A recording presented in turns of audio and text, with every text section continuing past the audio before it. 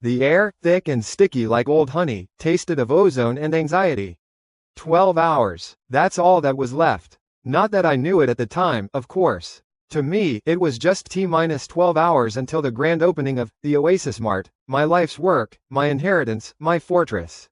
I was on my hands and knees, polishing the immaculate white tile floor for the third time, when the smell hit me. It was a putrid, gag-inducing wave of rancid grease and rotting vegetables. I didn't even have to look. I knew the source. The glass door shuddered as a heavy figure slammed against it. Outside stood Frank, the owner of the Greasy Spoon diner next door. A man whose physical form perfectly matched his personality, bloated, sweaty, and overflowing with cheap nastiness. He was grinning, a truly repulsive sight, as he pointed a thumb back at the glistening, stinking pile of slop he'd just dumped right in front of my entrance. "Hey, consider it a housewarming gift, kid," he wheezed, his jowls jiggling. "Your fancy pants store needs a little local flavor." I stood up slowly, brushing the non-existent dust from my jeans. I smiled, a polite, customer service smile that didn't reach my eyes. Inside my head, a little voice, the one that had kept me alive since my parents died, was taking notes. Item 1. Frank, the diner owner. Offense: deliberate property defacement with biological waste. Grudge logged. "That's very thoughtful of you, Frank," I said, my voice smooth as silk. "But I'm afraid your brand of flavor doesn't quite align with my store's curation of excellence." Curation of excellence. I almost snorted at my own bullshit. It sounded good in the marketing brochures, though. Frank's face soured. "Listen here, you little punk. You and your high-priced rabbit food ain't gonna last a month. This neighborhood is for real people, not whatever you are." Before I could reply with another saccharine sweet insult, a second shadow fell over the doorway. Old Man Fitz, the self-appointed community manager, a glorified WA president with the power to fine you if your petunias weren't perky enough. He was a weasel in a cheap suit, carrying a clipboard like it was the Ten Commandments. "Leo," he said, not even looking at the pile of filth. "Grand opening tomorrow. I don't see your grand opening beautification fee on my ledger. $200. For the good of the community." It was a shakedown, a pathetic, small-time shakedown. "I believe I'm already paid up on all community dues, Fitz," I said calmly. "There's no such fee in the bylaws." Fitz's thin lips tightened. "It's a customary contribution, a sign of goodwill. You refuse to pay, people might think you don't respect the community. That would be unfortunate for business." He shot a meaningful glance at Frank, who grunted in agreement. I just kept smiling. My goodwill is expressed through providing high-quality goods and services. The fee is not necessary. Now, if you'll both excuse me, I have a curation of excellence to maintain. I turned my back on them, a calculated act of dismissal. I heard Fitz sputter and Frank curse under his breath, something about arrogant little shit, and watch him burn. Their footsteps eventually receded. The silence that followed was more satisfying than any comeback I could have uttered. I looked at the pile of garbage. Then I looked around my store. My kingdom. Let me tell you something about the Oasis Mart. It wasn't just a convenience store. It was a testament to my paranoia, built with every last cent of my inheritance. While other kids my age were backpacking through Europe, I was on architectural forums, learning about load-bearing walls and reinforced concrete. While they were blowing money on music festivals, I was negotiating bulk discounts on freeze-dried rations and medical supplies. The main floor was a symphony of preparedness porn, not your dusty cans of beans and corn. Oh, no, the shelves were lined with imported Japanese ramen that tasted like it came from a Michelin star kitchen. The freezer section, powered by an independent circuit, was packed solid with vacuum-sealed cuts of A5 Wagyu beef, whole salmons, and tubs of artisanal gelato. One entire aisle was dedicated to beverages, cases of Fijian artesian water, hundreds of energy drinks in every conceivable flavor, and a locked glass case holding a private reserve of Napa Valley's finest wines. But the real treasure was in the basement. The basement wasn't just a cellar, it was a bunker. The walls were an extra foot of reinforced concrete. The temperature was a constant, cool 60 degrees, perfect for long-term storage. Down here, stacked on industrial steel shelves, was the true heart of my hoard. Thousands of MREs, military-grade meals ready to eat. Boxes upon boxes of multivitamins, painkillers, antibiotics, and suture kits. 50 crates of D-cell batteries. 1,000 lighters. And in the corner, my pride and joy, A whisper-quiet diesel generator, hooked up and ready to go, sitting next to 55-gallon drums of fuel. Enough to keep this place lit up and humming like a beehive for years. Every part of the building itself was a weapon in disguise. The big, friendly-looking plate glass windows? Triple laminated, ballistic-grade polycarbonate. A shotgun blast would barely scratch them. The sleek, modern roll-down door? Commercial-grade, interlocking steel, bolted directly into the concrete frame. And watching over it all was a 16-channel, 4K resolution CCTV system, with motion detectors and night vision, all feeding to a bank of monitors in my small office upstairs. My own private NORAD. I spent the rest of the day cleaning up Frank's mess, my movements precise and unhurried. As I worked, I kept an ear on the news playing on the small TV in my office. They were still talking about the cosmic dust rain from the other night. Once in a Millennium Celestial event, the smiling meteorologist said. Some egghead scientist came on, reassuring everyone that the fine, iridescent dust that had blanketed everything was completely harmless. But my phone told a different story. The fringe forums I lurked on were on fire. People were uploading shaky videos from all over the globe. A guy in Tokyo twitching on a subway platform, his eyes vibrating in their sockets. A woman in London screaming in a language that wasn't human. They were calling it glitch fever. The authorities called it mass hysteria. I felt a faint tremor of unease, a cold knot tightening in my gut. The sky outside had taken on a sickly, jaundiced yellow color, and the air felt heavy, oppressive, even with the AC blasting. I wasn't scared. Fear was a useless emotion. Instead, I channeled the feeling into action. I did a full system diagnostic on the security system. I checked the fuel levels in the generator. I organized my first aid kits. Every completed task was a small prayer against the coming storm. Through my newly cleaned windows, I watched the pathetic little dramas of the world's last normal day play out. I saw Frank on the phone outside his diner, laughing loudly, probably bragging to some crony about how he'd put the kid in his place. I saw Fitz going from shop to shop, his clipboard out, shaking down other poor saps who didn't have the spine to say no.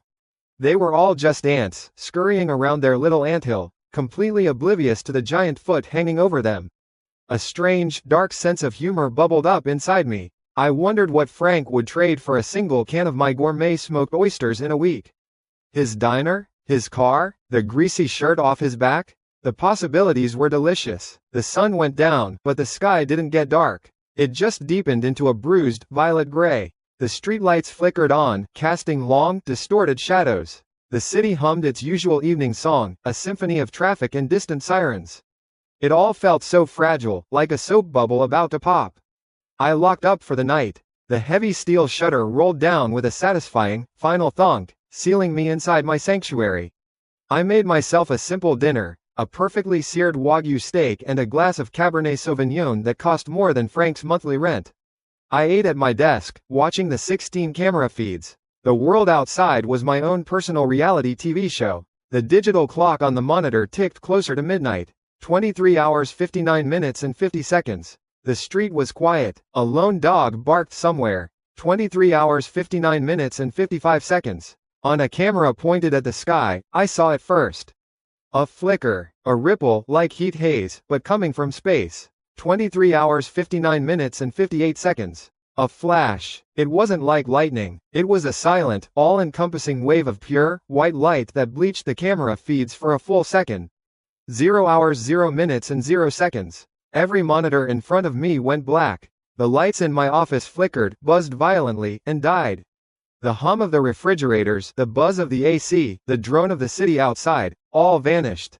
The silence was absolute. It was a physical thing, a heavy blanket that smothered the world. For a moment, there was nothing. Then, the backup system I designed kicked in. A low, steady hum started up from the basement. The monitors flickered back to life, now running on the pure, clean power of my generator.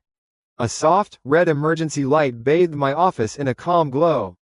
And from outside, through the polycarbonate and the steel and the concrete, the first scream echoed through the dead night. It wasn't a scream of pain. It was a scream of pure, animal terror. It was quickly joined by another. And another. A chorus of chaos was beginning. On my monitors, the world had gone insane. Figures were stumbling in the street. Not running, stumbling, lurching. One of them, a man in a business suit, Tackled a woman trying to get into her car, not with malice, but with a convulsive, mindless hunger. I zoomed in on another camera, the one pointed directly at Frank's diner. The lights were out, the front door burst open. Frank stumbled out, his face a mask of panic, his phone held uselessly in his hand. He was yelling something, then, from the darkness of his own kitchen, a figure emerged. It was his line cook, a skinny kid named Kevin. Except it wasn't Kevin anymore. His movements were jerky, his head lolling at an unnatural angle. Frank screamed, a high-pitched, pig-like squeal, and tried to run. I leaned back in my chair, took a slow sip of my expensive wine, and watched the show. A cold, sharp smile spread across my face. The curation of excellence, it seemed, was officially open for business. Let me paint you a picture. Day one of the end of the world. Outside, a symphony of failure. Muffled screams that started as panicked shrieks and were now fading into wet, gurgling whimpers. The occasional pop-pop-pop of a handgun, usually followed by more screaming, which told you everything you need to know about how well that went. The air, which I could only see through my 16 glorious 4K camera feeds, was thick with a hazy, yellowish fog that smelled vaguely of vinegar and despair. Inside was heaven. The low, reassuring hum of my diesel generator was the only sound, a sweet lullaby of preparedness. I was lounging on a plush leather sofa I'd borrowed from the display floor of the furniture store 2 blocks down before this whole thing kicked off. In one hand, a crystal glass of Cabernet Sauvignon. On the porcelain plate resting on the Aframasia coffee table next to me, a beautifully seared A5 Wagyu steak, its marbled fat melting into a perfect puddle of savory goodness. The emergency lights cast a soft, almost romantic, red glow over everything. Total societal collapse is a lot more manageable when you're prepared. Who knew? Well, I did. Just as I speared a perfect, medium-rare piece of beef, a weird thing happened. A screen, like something out of a video game, materialized in my mind. It was transparent blue, sleek, and minimalist. Welcome, host. The Eternal Supermarket system is now officially activated. Core function. All consumed or removed goods will be automatically replenished at 0-100 daily. Current base status. Level 1, Genesis. Basic security features active, objective, survive, thrive, dominate. I blinked, taking a slow sip of wine. I didn't panic. I didn't even flinch. After watching the world literally eat itself on live TV for the past 24 hours, a friendly neighborhood apocalypse system popping into my head felt strangely appropriate. It was like finally getting the patch notes after the game had already launched in a buggy, unplayable state. To test it, I savored the last bite of the Wagyu.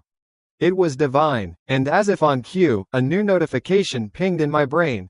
Item consumed. A5 Wagyu steak, 1. Item has been returned to cold storage. A slow, reptilian smile spread across my face. Oh, this was good. This was better than good. This was a goddamn cheat code. As I felt that surge of absolute power, another sensation bloomed in my head. It wasn't a screen. It was a feeling, a cold, sharp pressure that felt like pouring ice water directly onto my brain. It wasn't painful. It was clarifying. It was the simmering rage I'd felt for years at people like Frank and Fitz, the cold satisfaction of watching their world burn, all coalescing into something tangible. Something I could control. I focused the feeling, aiming it at nothing in particular, and the air in my little office seemed to crackle and grow heavy. Mental dominion. The system hadn't told me about that part. A bonus feature, I guess. I liked it. My attention drifted back to my private reality show, the 16 camera feeds. The city was a ghost town haunted by the shambling dead and the terrified living. The power grid was toast. The water mains were probably next. The internet, cell service, all of it, gone. The silence of dead technology was a noise all its own, a high-pitched ringing in the ears of a civilization that had forgotten how to be quiet. I clicked a button on my control panel, switching the main feed to camera 4. The one pointed directly at Frank's Greasy Spoon Diner. My smile widened. The show was getting good. Frank, his bloated face now pale and gaunt, was huddled in the dark with his wife and their sniveling 10-year-old son. They'd barricaded the door with a couple of tables, but the flimsy glass was already cracked. Outside, one of the shamblers, a former mailman by the looks of his tattered uniform, was mindlessly bumping against it. Thump, thump, thump, a metronome counting down their final minutes. But the real horror wasn't outside the door. It was inside. It was the hunger. Frank's kitchen was full of food, sure, but without power for a full day, the refrigerators were just insulated boxes of death. The smell of rotting meat and sour milk must have been breathtaking. Frank's wife was weeping silently, her face buried in her hands. The kid was staring at his own stomach, his little body trembling. And Frank, oh, glorious Frank. He was staring, not at the zombie, not at his crying family, but directly at my store. Directly at the Oasis Mart. His eyes, even on the grainy night vision feed, burned with a desperate, primal envy that was more satisfying than any wine. He was remembering the smells of fresh-baked bread I'd been venting as a marketing tactic. He was picturing the shelves of imported snacks, the glistening bottles of clean water. He was suffering, and I was loving every second of it. This, right here, was the return on my investment. Petty? Absolutely. But survival is a petty game. And I was born to win. An idea, so perfect and so exquisitely cruel, sparked in my mind. I chuckled, the sound echoing in my silent fortress. Time for a little community outreach. I walked over to the garbage can where I had disdainfully thrown the contents of Frank's housewarming gift yesterday. I rummaged through it for a moment, my fingers closing around the prize, a stale, slightly grimy heel of a bread loaf. It was probably from one of his own trash bags. Poetic justice. I walked to the front of the store. With a press of a button, the massive steel shutter whirred upwards, just a few inches from the ground. A sliver of my warm, generator-powered light cut through the foul-smelling fog outside. Across the parking lot, Frank's head snapped towards the sound. His eyes widened. I didn't say a word. I just flicked my wrist. The stale piece of bread sailed through the air in a perfect arc, landing on the grimy asphalt about 20 feet from my door. Then, with another satisfying whir, the shutter slid shut, sealing me back in my paradise. I sprinted back to my command center, my heart pounding with giddy anticipation. I didn't want to miss this. On the monitor, Frank was frozen, his mouth agape. He looked at the bread. Then he looked at the mailman zombie, which was now slowly, stupidly, lurching towards the new object in its path. Its primitive brain, capable of only one thought, food, had registered the bread. Frank's wife grabbed his arm. Frank, no, it's not worth it, she shrieked, her voice a thin, tinny sound through the camera's microphone. But she was wrong. To a starving man, it was worth everything. The conflict in Frank's face was a masterpiece of human desperation. Fear of the monster versus the gnawing agony in his gut. For a moment, I thought his pathetic shred of self-preservation might win. Then his stomach growled. I couldn't hear it, but I could see the spasm in his body. That was all it took. With a guttural roar that was more animal than human, Frank kicked the barricade away from the door and charged out into the fog. He was a man possessed, a real person, just like he'd said, running towards my garbage. The zombie, startled by the sudden movement, turned towards him, its jaw slack, a low moan escaping its throat. Frank didn't even slow down. He lowered his shoulder like a linebacker and slammed into the creature, sending it sprawling. He dove for the bread, snatching it off the ground and scrambling backward on all fours like a panicked crab. The zombie got to its feet, clumsy and uncoordinated. It lunged. Frank, screaming, kicked out with both feet, connecting with its knees. The zombie's legs buckled, and it fell hard. Frank didn't wait. He stuffed the entire filthy heel of bread into his mouth, his cheeks bulging, chewing frantically as he crab walked back towards the diner, his eyes wide with terror and triumph. I leaned back in my chair, swirling the wine in my glass. The man who dumped garbage at my door, who called my life's work rabbit food, had just risked his life and fought a monster for a piece of his own trash. It was the most delicious thing I'd ever seen. I toggled the cameras, checking on my other favorite neighbor. Camera 12, Fitz's community management office. The lights were out. I zoomed in. There he was. The little weasel was hiding under his desk, having piled all his cheap particle board furniture against the door. I could see his shoulders shaking. On the other side of the door, 2, maybe 3 sets of hands were scratching, clawing, leaving deep gouges in the wood. A quick mental check of the wider world, based on logic and the snippets of news I'd heard before the blackout. Out in the suburbs, the military was probably trying to figure out why they couldn't call the Pentagon. Officers were shouting into dead radios, sending out Humvees that would never report back. They were still operating under the old rules, thinking this was a riot or a natural disaster. They hadn't realized the rules were gone. The game board had been flipped, and they were just pawns waiting to be taken off. Back on camera 4, Frank had made it inside. He slammed the broken door shut, leaning against it, gasping for air while still chewing. His wife was staring at him, not with relief, but with utter horror.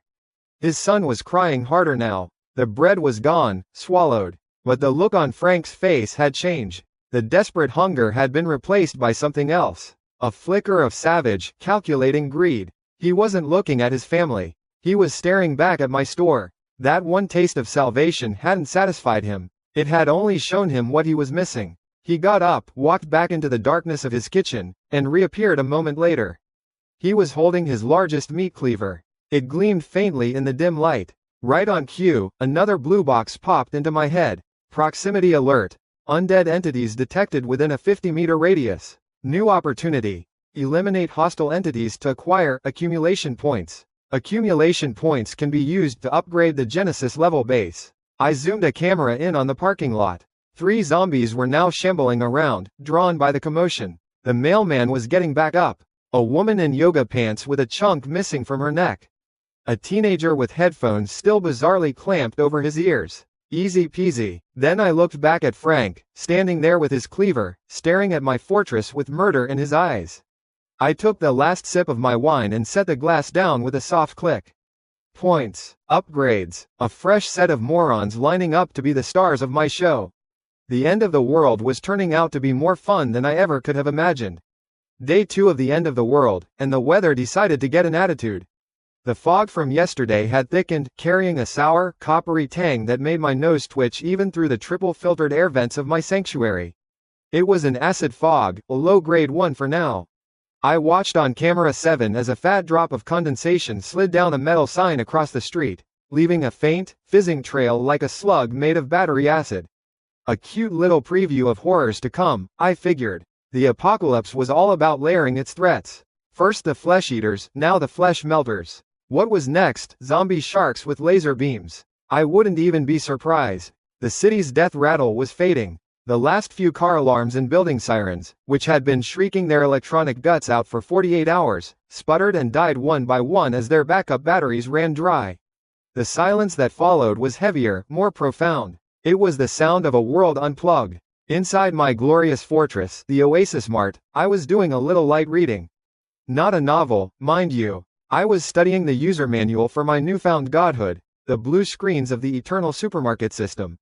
And right alongside it, I was exploring the bonus feature it had so graciously unlocked in my brain. Mental Dominion. It had a nice ring to it. Time for a field test. Through the reinforced front window, I spotted a lone roamer shambling down the middle of the street. It used to be a woman in a business suit, now just a pathetic meat puppet in stained clothes, walking with that signature herky-jerky gait. I focused on her, gathering that cold, sharp pressure in my mind, and pushed. It wasn't like a physical shove. It felt more like trying to force-push a wet mattress. A heavy, squishy, and deeply unpleasant resistance met my mental effort. But it worked. The zombie woman stumbled, her legs buckling as if a great weight had settled on her shoulders. She flailed her arms, confused, moaning a low, gurgling sound. The effect only lasted for 3 seconds before she straightened up and continued her mindless trek, but a sharp, splitting pain lanced through my temples. A clear message. Cool power, but it has a cooldown and a cost. I popped a couple of extra-strength painkillers from a freshly replenished bottle and made a mental note. Use sparingly. A supreme ruler with a migraine is still just a guy with a migraine. My main project for the morning was inventory management. I knew the system replenished things, but I was fascinated by the hint of potential evolution. What items, if consumed in great quantities, could level up? I stood in the beverage aisle, a clipboard in hand like some kind of doomsday retail manager. My prime candidates were the energy drinks. Red Bull, Monster, all those cans of caffeinated rocket fuel. If I chugged enough of these, would I get a version that actually gave me wings? Or maybe something more useful, like a minor stamina potion. The possibilities were exhilarating. I moved over to the confectionery. Dark chocolate, the 85% cacao kind, packed with antioxidants and theobromine. Maybe a high consumption rate would lead to a mental clarity bar. A snack that could soothe the headache from my new brain-blasting powers? Oh, the strategic depth of it all. I was already planning a consumption schedule. This wasn't just survival, it was research and development. My strategic planning session was interrupted by a new development on my 16-screen reality show. Camera 4, my favorite channel, The Frank Show, was heating up. A small group of zombies, 3 of them, a former cheerleader, a pizza delivery guy, and a jogger with one leg chewed to the bone, had been drawn by some noise and were now clawing and thumping at the cracked glass door of Frank's greasy spoon. Frank was, to put it mildly, losing his crap. He was screaming at his wife, who was screaming at their kid, who was just screaming. It was a beautiful symphony of incompetence. They were trapped, their brief moment of victory over a single piece of bread forgotten in the face of slightly longer odds. And then, Frank did something so predictably, so beautifully scummy that I almost applauded. As one of the zombies finally shattered the glass and began to squeeze its way through, Frank grabbed his wife by the shoulders. He looked her in the eyes, I saw it, clear as day on the HD feed, and then he shoved her forward, directly into the path of the clawing monster. "Get it! Go get it!" he shrieked, his voice a tinny squeal through the outdoor microphone. The cheerleader zombie, its jaw hanging by a thread of skin, latched onto the woman's arm. Her scream was cut short as Frank used the momentary distraction to bolt for the back door in his kitchen. A classic, selfish, brain-dead maneuver. Textbook Frank. I leaned back in my leather chair, a slow smile spreading across my face. I could have just let it play out. Frank would probably get away, leaving his family to be torn apart. He'd live to be a pathetic, cowardly jackal for another day. But where was the fun in that? Where was the poetic justice? And more importantly, the system had told me I get points for eliminating hostiles. Did I really want to go outside and bash their brains in myself? The cardio, the mess. No, thank you. A ruler must be efficient. An idea sparked, a perfect little light bulb of malicious genius. I remembered the construction crew that worked on my store had left a surplus flare gun and a box of shells in a storage closet. I'd kept it, thinking it might be useful someday. Today was that day. I retrieved the bright orange pistol, popped in a crimson-red flare cartridge, and walked to the side of my building. High up on the wall, facing Frank's diner, was a small, rated ventilation outtake. I used a broomstick to punch the grate out. It clattered onto the asphalt below. Perfect. I had a clean shot into the diner's main seating area. I aimed high, letting the flare arc over the empty tables. With a satisfying thump hiss, the projectile shot out, a fiery comet that crashed against the far wall of the diner and exploded in a bath of searing, brilliant red light. The effect was instantaneous and spectacular. Inside the diner, it was like a miniature sun had just been born. The intense magnesium glare and the sudden spike in heat sent the zombies into a frenzy. Their primitive brains, already fixated on the scent of blood, were completely overloaded. They screeched, high-pitched and inhuman, their terror and aggression spiking to 11. The cheerleader zombie, which had been methodically working on Frank's wife, forgot its meal and turned, swatting blindly at the pizza delivery boy. The jogger zombie lunged at them both. And Frank? Frank was frozen in the kitchen doorway, silhouetted against the hellish red light, his escape plan utterly ruined. He was a deer in the headlights of a freight train from hell. The 3 zombies, now completely feral and disoriented, turned on the nearest, largest, most disruptive moving target. Frank. He didn't even have time to scream a full word. They fell upon him in a whirlwind of teeth and claws. It wasn't a kill, it was a demolition. I watched, mesmerized, as they literally tore him apart, fighting over the pieces. It was brutal, savage, and deeply, deeply satisfying. A moment later, as the flare fizzled out, casting long, dancing shadows, a cheerful blue box appeared in my vision. Proximity hostiles eliminated. 3. Elimination method. Indirect environmental agitation. Kill rights assigned to host. Accumulation points awarded. 3. I let out a low chuckle. Oh, that was beautiful. Frank, the man who dumped trash at my door, eliminated by a flare I shot through a vent, giving me free upgrade points without me even having to leave my building. Work smart, not hard, even in the apocalypse. It was a masterpiece of karmic retribution. The points burned a metaphorical hole in my pocket. I immediately pulled up the system's upgrade menu. With 3 points, I had a few options, but only one made sense. Genesis base upgrade available. Fortress ingressus reinforcement. Cost. 3 points. Reinforces all external walls, windows, and doors with a subterranean-sourced composite alloy. Increases structural integrity by 500%. I slammed my mental confirm button so fast I nearly gave myself whiplash. A low, resonant hum filled the supermarket, a bass note that vibrated through the soles of my shoes. I watched in awe as the concrete walls around me shimmered. Thin, almost invisible lines of force spread across their surface, and then, a flow of liquid silver alloy seemed to seep out from within the concrete itself, hardening into a metallic layer that pulsed once with a soft blue light before becoming indistinguishable from the original wall. The massive steel shutter on the front entrance groaned as a second, thicker layer of the same alloy fused to its inside. The windows, already tough, were coated with a transparent, diamond-hard film that made them gleam.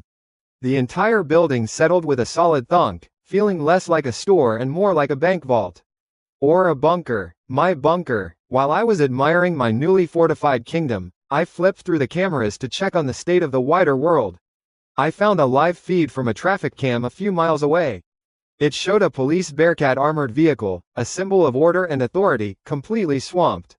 It was like a rock in the middle of a river, only the river was made of hundreds upon hundreds of shambling bodies. Muzzle flashes from its rooftop turret lit up the night, but they were taking out one or two at a time while dozens more climbed over their fallen comrades, clawing at the viewports, pounding on the armor.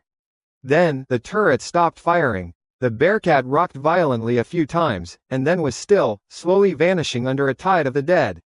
So much for the cavalry. They were just as screwed as everyone else. Back to my immediate neighborhood. The Frank show was officially cancelled. Across the way, in his little community management office, Fitz was not doing well. I zoomed in on camera 12. The little weasel was curled up under his desk, gnawing on the end of his own leather belt. His face was pale, his eyes wide with the frantic, paranoid energy of a starving rat. He knew the diner next door had just become a charnel house.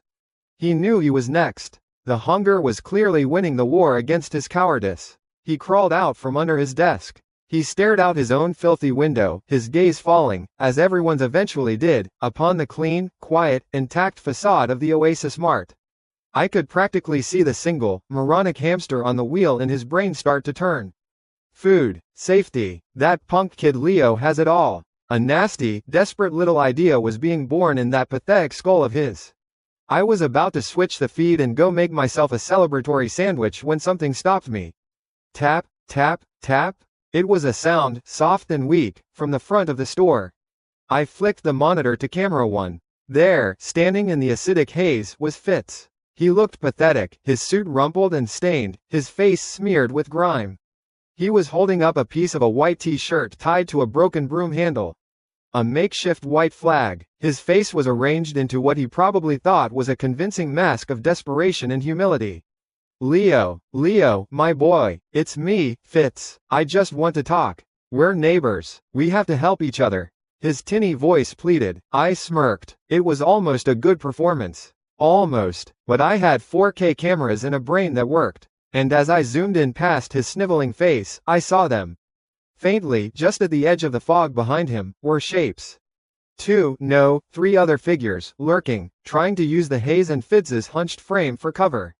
Well, look what the cat dragged in. A Trojan weasel. This was going to be fun. 7 days. That's how long it had taken for the world to officially get its eviction notice.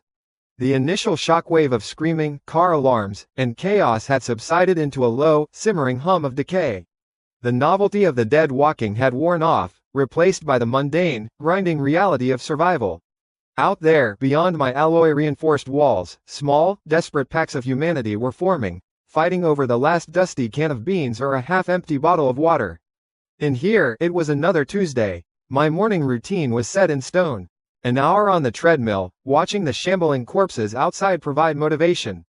A hot shower with water pressure that was now a myth to the rest of the city.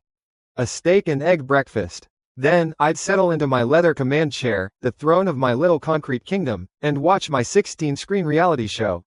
The world was burning, and I had the best seat in the house. The utilities had finally given up the ghost city-wide. The water towers on the rooftops, the last reservoirs of civilization, had run dry 2 days ago. I knew this because I'd been watching people on my long-range cameras become more and more sluggish. It turns out dehydration makes you an easy meal. The greatest threat on day 7 wasn't the shamblers anymore. It was thirst, a deep, agonizing thirst that made people stupid. And stupid people die. A military broadcast had started looping on the emergency radio band yesterday. A tired, gravelly voice repeating the same hollow promises. This is a U.S. Armed Forces emergency broadcast. Remain in a secure location. Conserve your resources. Rescue is coming. Be advised, reports of mutated hostiles are confirmed. Do not engage. Await assistance. Mutated hostiles. A cute way of saying the basic bitch zombies were starting to level up. I hadn't seen any yet, but the apocalyptic weather was probably helping. The acid fog had cleared, only to be replaced by a heatwave straight out of Hell's cookbook. The temperature outside was pushing 115 degrees Fahrenheit. The asphalt on the street was starting to get soft and gooey. Going outside at midday was a suicide mission. Inside my 72-degree Oasis Mart, I was feeling good.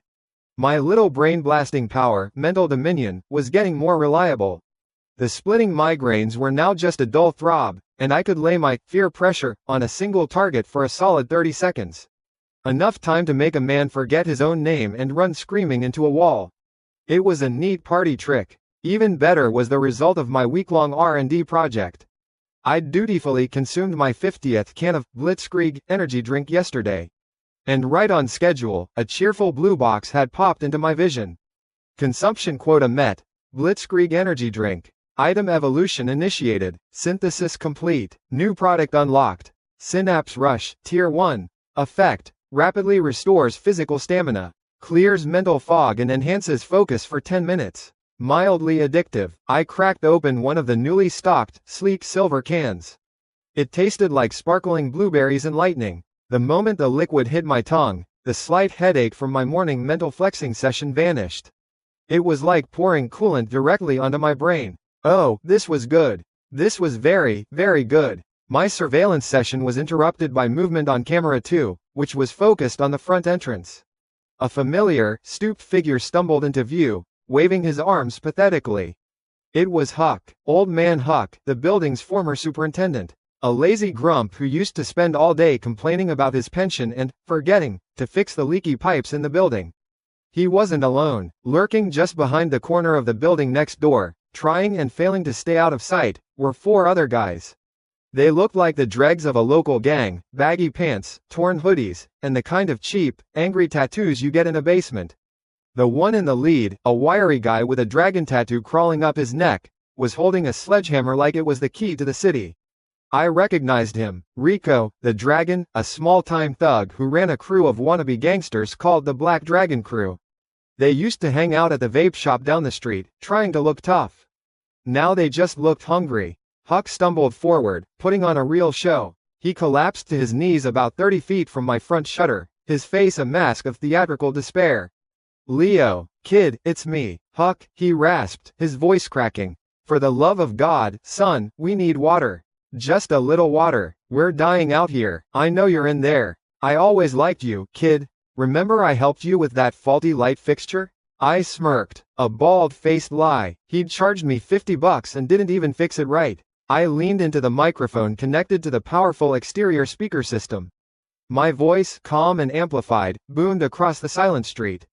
"Water? Of course, Huck. Neighbors should help each other, right?" A flicker of triumphant greed crossed Huck's face. Rico and his boys behind the corner visibly relaxed, smirking at each other.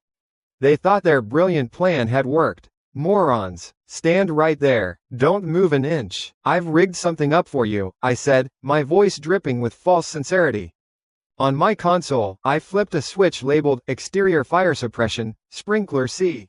It wasn't for fires. It was connected to a special reservoir I'd set up on the roof, a tank that collected all the runoff from my AC units, the grimy rainwater, and the leftover dregs from the acid fog. A special cocktail I called a fog gutter sludge. With a loud clank, a recessed sprinkler head popped out of the awning above them. For a second, nothing happened. Huck looked up, confused. Rico took a step forward, his patience wearing thin. Then it hit. A torrent of foul, grayish-brown water erupted from the sprinkler, dousing them in an absolutely disgusting deluge. It wasn't just water, it was thick, oily, and smelled like rust and chemicals. Huck sputtered and flailed, getting a face full of my special blend. Rico and his crew, caught completely off guard, were drenched. "What the hell is this?" Rico screamed, wiping the filth from his eyes. His tough guy act melted away, replaced by pure, sputtering rage.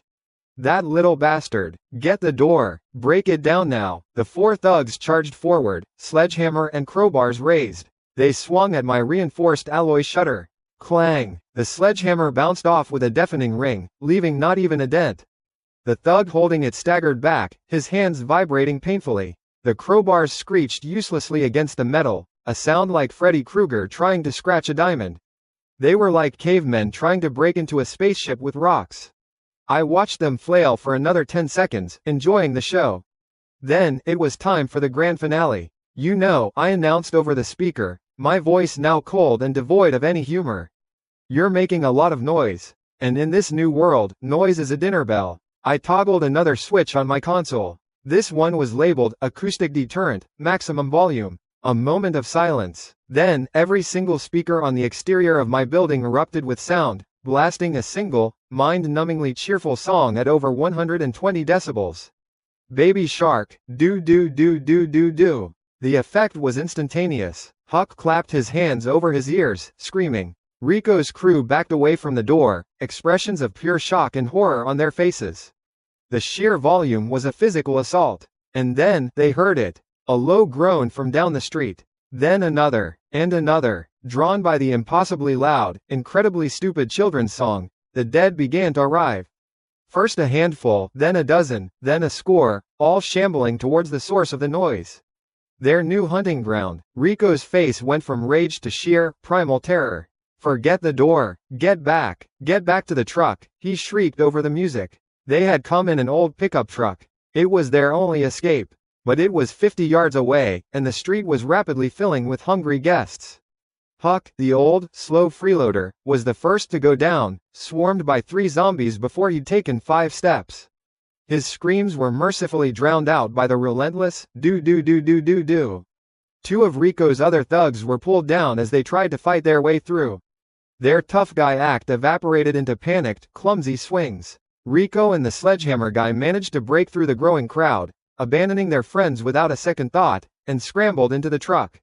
They sped away, leaving a trail of rubber, dust, and the faint, fading strains of Baby Shark. I watched them go, a slow smile on my face. A perfect outcome, hostiles repelled, trash taken out, and I got to listen to my enemies get eaten alive by zombies to the tune of the most annoying song ever written. It was a masterpiece. I flipped off the music, and the silence that returned was beautiful. I leaned back, took a long sip of my synapse rush, and decided to check the other cameras. My little kingdom was secure. That's when I saw her. On camera 9, focused on a narrow service alley 2 blocks west, a woman was fighting for her life. She wore a tattered tracksuit, her hair tied back in a messy ponytail. But it was the way she moved that caught my eye. She wasn't panicking, she was working. There were 2 zombies in the alley with her. She held a length of iron pipe, about 3 feet long, in a 2-handed grip. She moved with a fluid, disciplined economy of motion. Feint left, let the first zombie lunge past her, then a brutal, precise swing that connected with the back of its knee, shattering the joint. As it went down, she didn't waste a second. She sidestepped the second zombie's clumsy grab and brought the pipe down in a vicious, clean arc, crushing its temple. The thing dropped like a stone. She then turned, calmly walked over to the first zombie now crawling on the ground, and delivered a final, efficient coup de grace to its skull. 2 hostiles down in less than 10 seconds. No wasted energy, no screaming, just cold, lethal efficiency. She was a professional. My eyes zoomed in. She was breathing heavily, sweat plastering her hair to her forehead.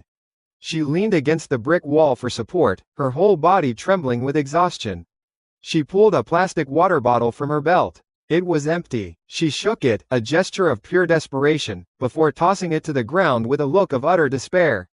A professional, an asset, and she was in my territory. Rico and his pathetic crew were a nuisance. But bigger, smarter, more organized threats would come. The military broadcast had confirmed it. I couldn't fight them all myself. I needed a team, a proper one, not a bunch of screaming freeloaders. I needed people who were useful, loyal, and this woman, she was a finely honed weapon just waiting to be picked up. A steel shield. I patched my microphone into the old neighborhood PA system, a relic I had hacked into during my first few days. My voice would echo through the alleyways and streets around my mart. It would sound like the voice of God. The woman in alley 2, I broadcast, my voice calm, deep, and carrying an unshakable authority. The one with the pipe. I have clean water. I have food. Come to the west parking lot entrance of the Oasis Mart. You have 5 minutes. Come alone. The silence after my little baby shark symphony was profound, but it wasn't peaceful. It was the heavy, thick silence of a city holding its breath. 10 days. 10 days since the world went to hell in a handbasket, and the rules were already being rewritten. The poor were getting poorer, and the desperate were getting dead. Me? I was the 1% of the apocalypse, and I was about to start recruiting for my new world order. The amplified sound of my voice had sent a shockwave of crows scattering from nearby rooftops. Down in the alley, the woman, the one with the pipe and the professional way of dispatching the undead, jerked her head up. Her eyes, sharp and intelligent even from my camera's distance, scanned the rooftops, trying to pinpoint the source of the god-like voice. The sun was a merciless bastard, beating down on the asphalt and cooking the sprawled-out corpses. You could actually see the heat shimmering off the pavement. The stench, even through my filtered air system, was probably monumental out there. It was the smell of rot, baked by a 100-degree sun. Some of the older zombies, the ones who'd been wandering around since day one, were starting to change. Their skin was tightening, turning dark brown and leathery, like mummified jerky. People were calling them dried husks. Their flesh was tougher to pierce, but they were also a bit slower, a bit stiffer. An upgrade and a downgrade, all in one. Classic apocalypse balancing patch. The woman in the alley didn't hesitate for long. A voice from the heavens offering water and food? In this economy, you take that deal. Still, she didn't just bolt. She pressed herself against the wall, peered around the corner of the alley, and then moved. She stayed in the shadows, her movements economical and quiet, a gray ghost flitting through the urban decay. She was a survivor, not a panicker. Good. That's what I wanted. I watched her on the monitors, tracking her progress from camera 9 to camera 5, then to camera 3. She was making her way to the west parking lot, just like I'd instructed. My finger hovered over the button to remotely unlock the secondary shutter. This was the moment of truth. The first interview for a position in my new and improved world. Then, of course, the idiots came back. The rumbling engine of that beat-up pickup truck announced their return before they even rounded the corner. It was Rico, the dragon, and the one goon who survived, the one who'd been swinging the sledgehammer. I'll call him Sledge. They screeched to a halt a block away, looking more pissed off and humiliated than ever. And get this. Rico was holding a gun. A little chrome-plated pistol that looked like it came from a pawn shop. It was probably the only thing of value they had left. They saw her, Maya, I decided that suited her far better than Pipe Woman, had just reached the edge of the parking lot when Rico's eyes landed on her. You could practically see the single, pathetic light bulb flicker on in his brain-dead head. He grunted something to Sledge, and they both jumped out of the truck. Hey, you, Rico yelled, his voice a pathetic attempt at sounding intimidating. He jogged towards her, holding the pistol out like he'd seen in a movie. Stop right there. Maya froze. Her hand instinctively tightened on her iron pipe.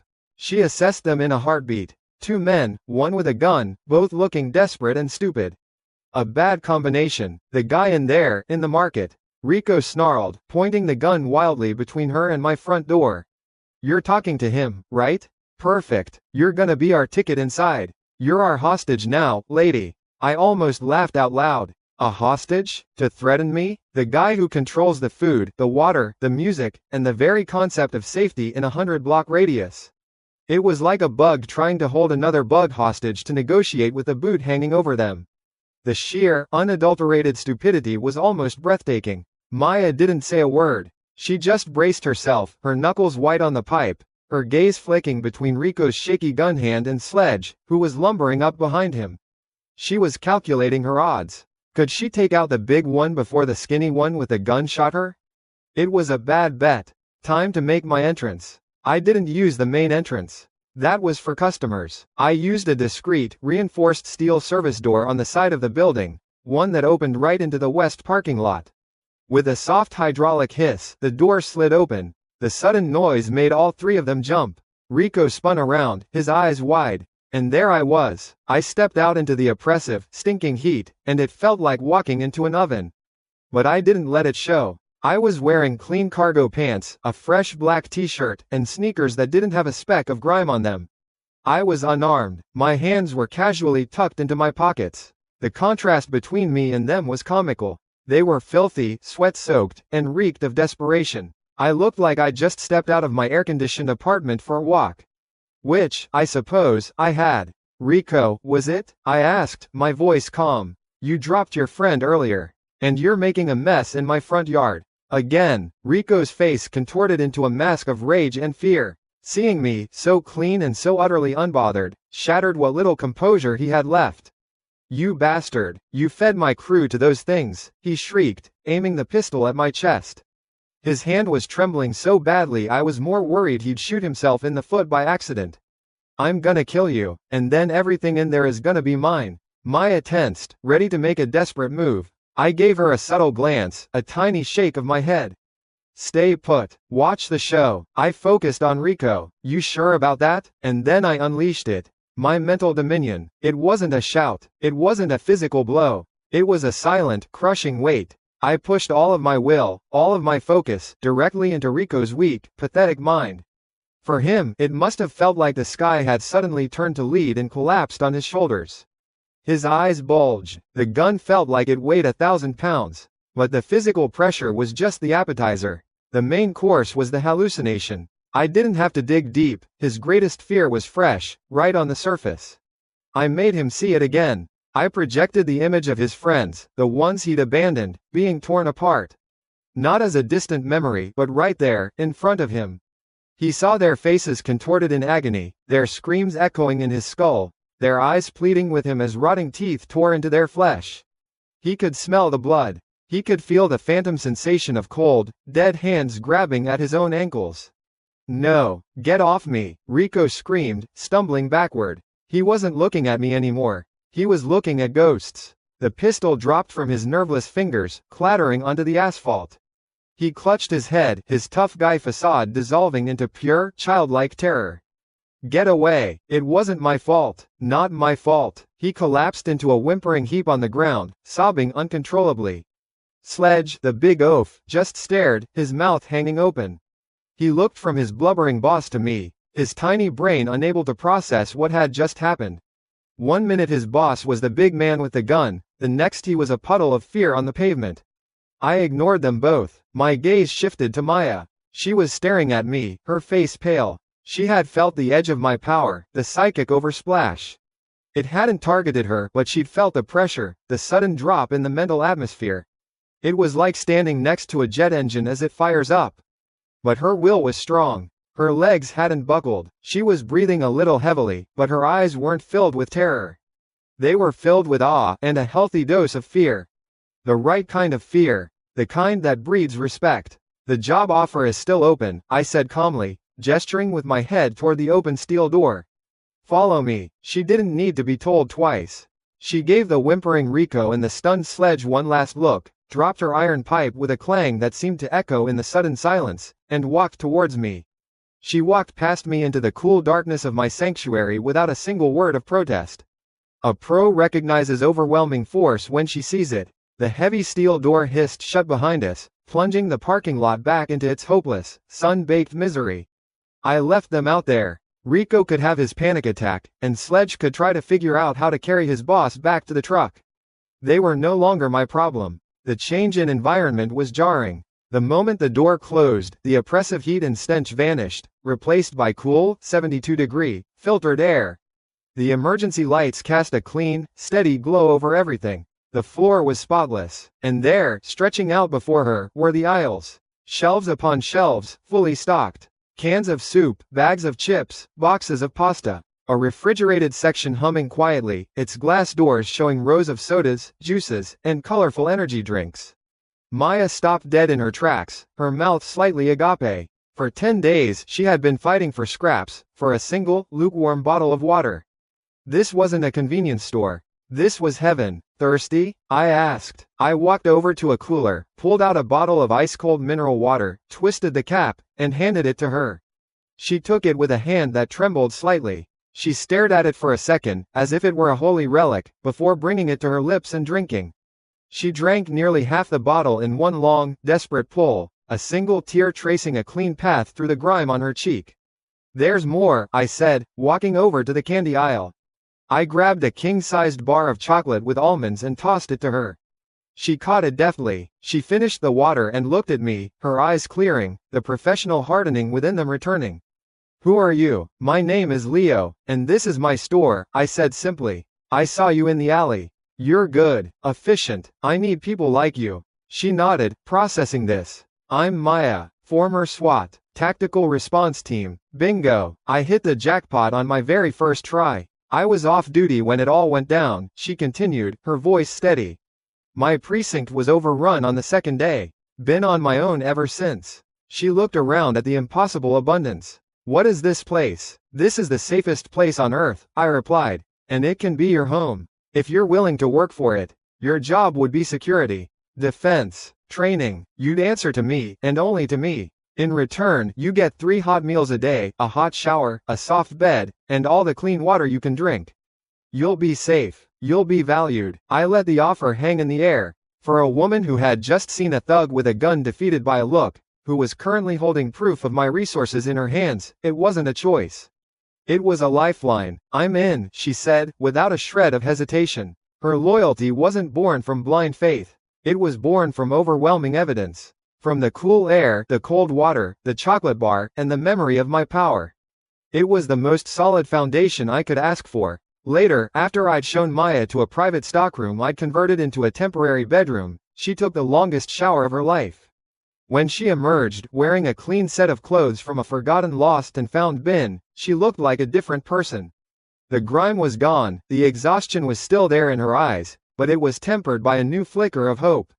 For the first time in 10 days, she looked like a human being again, not just a hunted animal.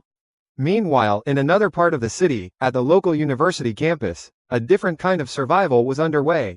Professor Langdon, a man with a tweed jacket and a mind full of schematics, huddled with a group of engineering students around a makeshift workbench. They had knowledge, they had theory, but they were starving. Their hands, more accustomed to keyboards and oscilloscopes, were clumsy as they tried to solder wires onto an old shortwave radio.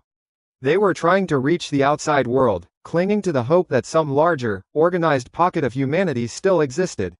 They had no idea that a new king was setting up his castle just a few miles away. As I sat back in my command chair, sipping on a Synapse Rush and watching Maya on the monitor as she methodically cleaned her new sidearm, a Glock 19 from my personal stash, a new notification popped up in my vision. It wasn't blue and cheerful this time. It was an urgent, flashing yellow. System alert. High-intensity electromagnetic storm detected. Projected arrival, 23 hours, 58 minutes. Opportunity. This storm contains a high concentration of raw apocalypse energy. Recommend immediate construction of an energy conductor spire on the building's roof. Function. Absorb apocalypse energy from lightning strikes for a massive accumulation point bonus. Construction requirements. 5 accumulation points. 100 kilograms of scrap metal. I leaned forward, a slow smile spreading across my face. A threat and an opportunity. A huge one. 5 points, I could spare. But 100 kilograms of scrap metal? My little kingdom was clean. Immaculate. I didn't have that kind of junk just lying around. It looked like I would have to go shopping. And the ruined, car-littered streets outside were having a clearance sale. It was time to expand my resource acquisition program. It looked like I would have to go shopping. And the ruined, car-littered streets outside were having a clearance sale. It was time to expand my resource acquisition program. 5 days. That's how long it took for the reality of my little job offer broadcast to ripple through the neighborhood. In the post-apocalyptic job market, a steady gig with a full benefits package is hotter than a dragon's breath. The rumors started as whispers, tales of a ghost in the supermarket, a voice from the sky. Now, they'd solidified into a legend. The Omni Mart, an unbreachable fortress of food run by some mysterious, all-powerful figure. Me, it was attracting flies to honey, drawing in both the desperate and the predatory. The world outside my climate-controlled paradise was getting weirder. The corpse-baking heatwave continued, but the sky was changing. Strange, bruised purple clouds gathered overhead, buzzing with a silent energy. Every so often, a bolt of emerald green lightning would lance down, striking the earth with a dry, crackling pop even when there wasn't a drop of rain.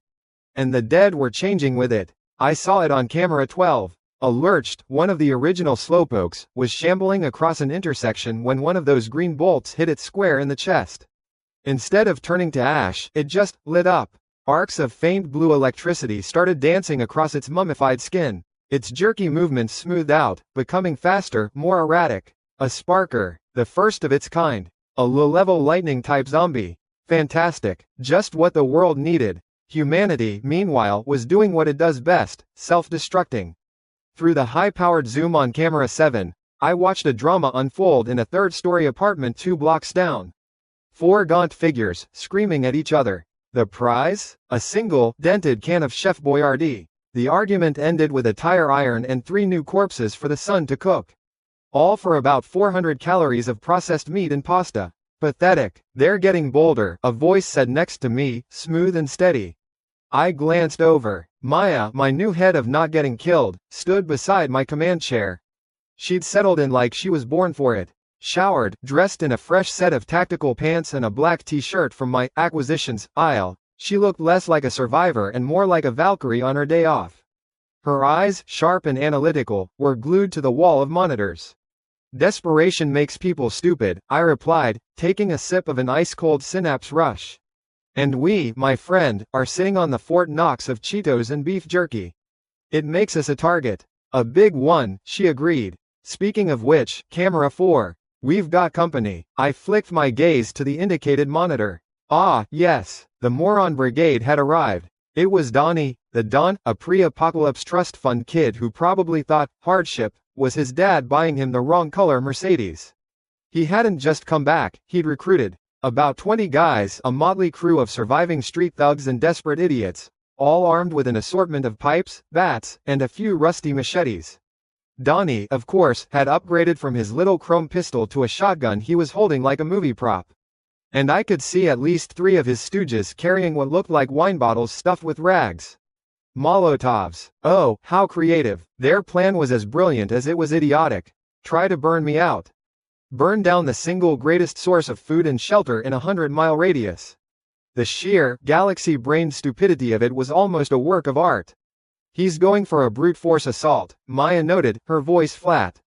Minimal tactics, maximum noise. He wants to overwhelm the entrance. He thinks this is still just a convenience store with a steel door, I chuckled. He has no idea what's really in here. I swiveled in my chair to face her. You ready for your first official field test? A slow, dangerous smile touched her lips. Always. Good. I opened a small, refrigerated drawer built into my command console and pulled out 5 vials of shimmering, golden liquid.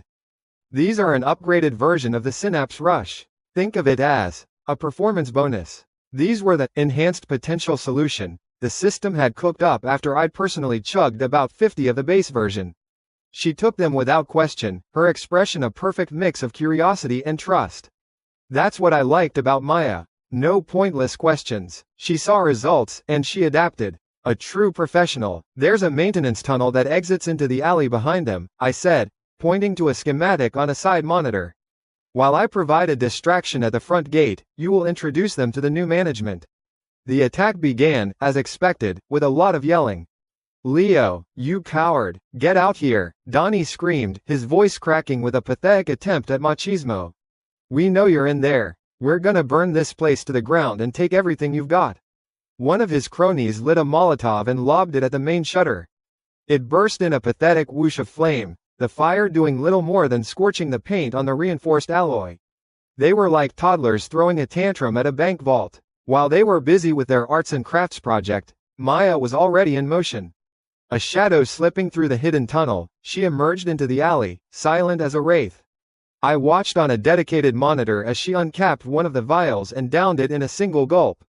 The effect was instantaneous. A faint golden aura flickered around her for a second. Her muscles coiled. The weariness in her posture vanished, replaced by the lethal grace of a predator.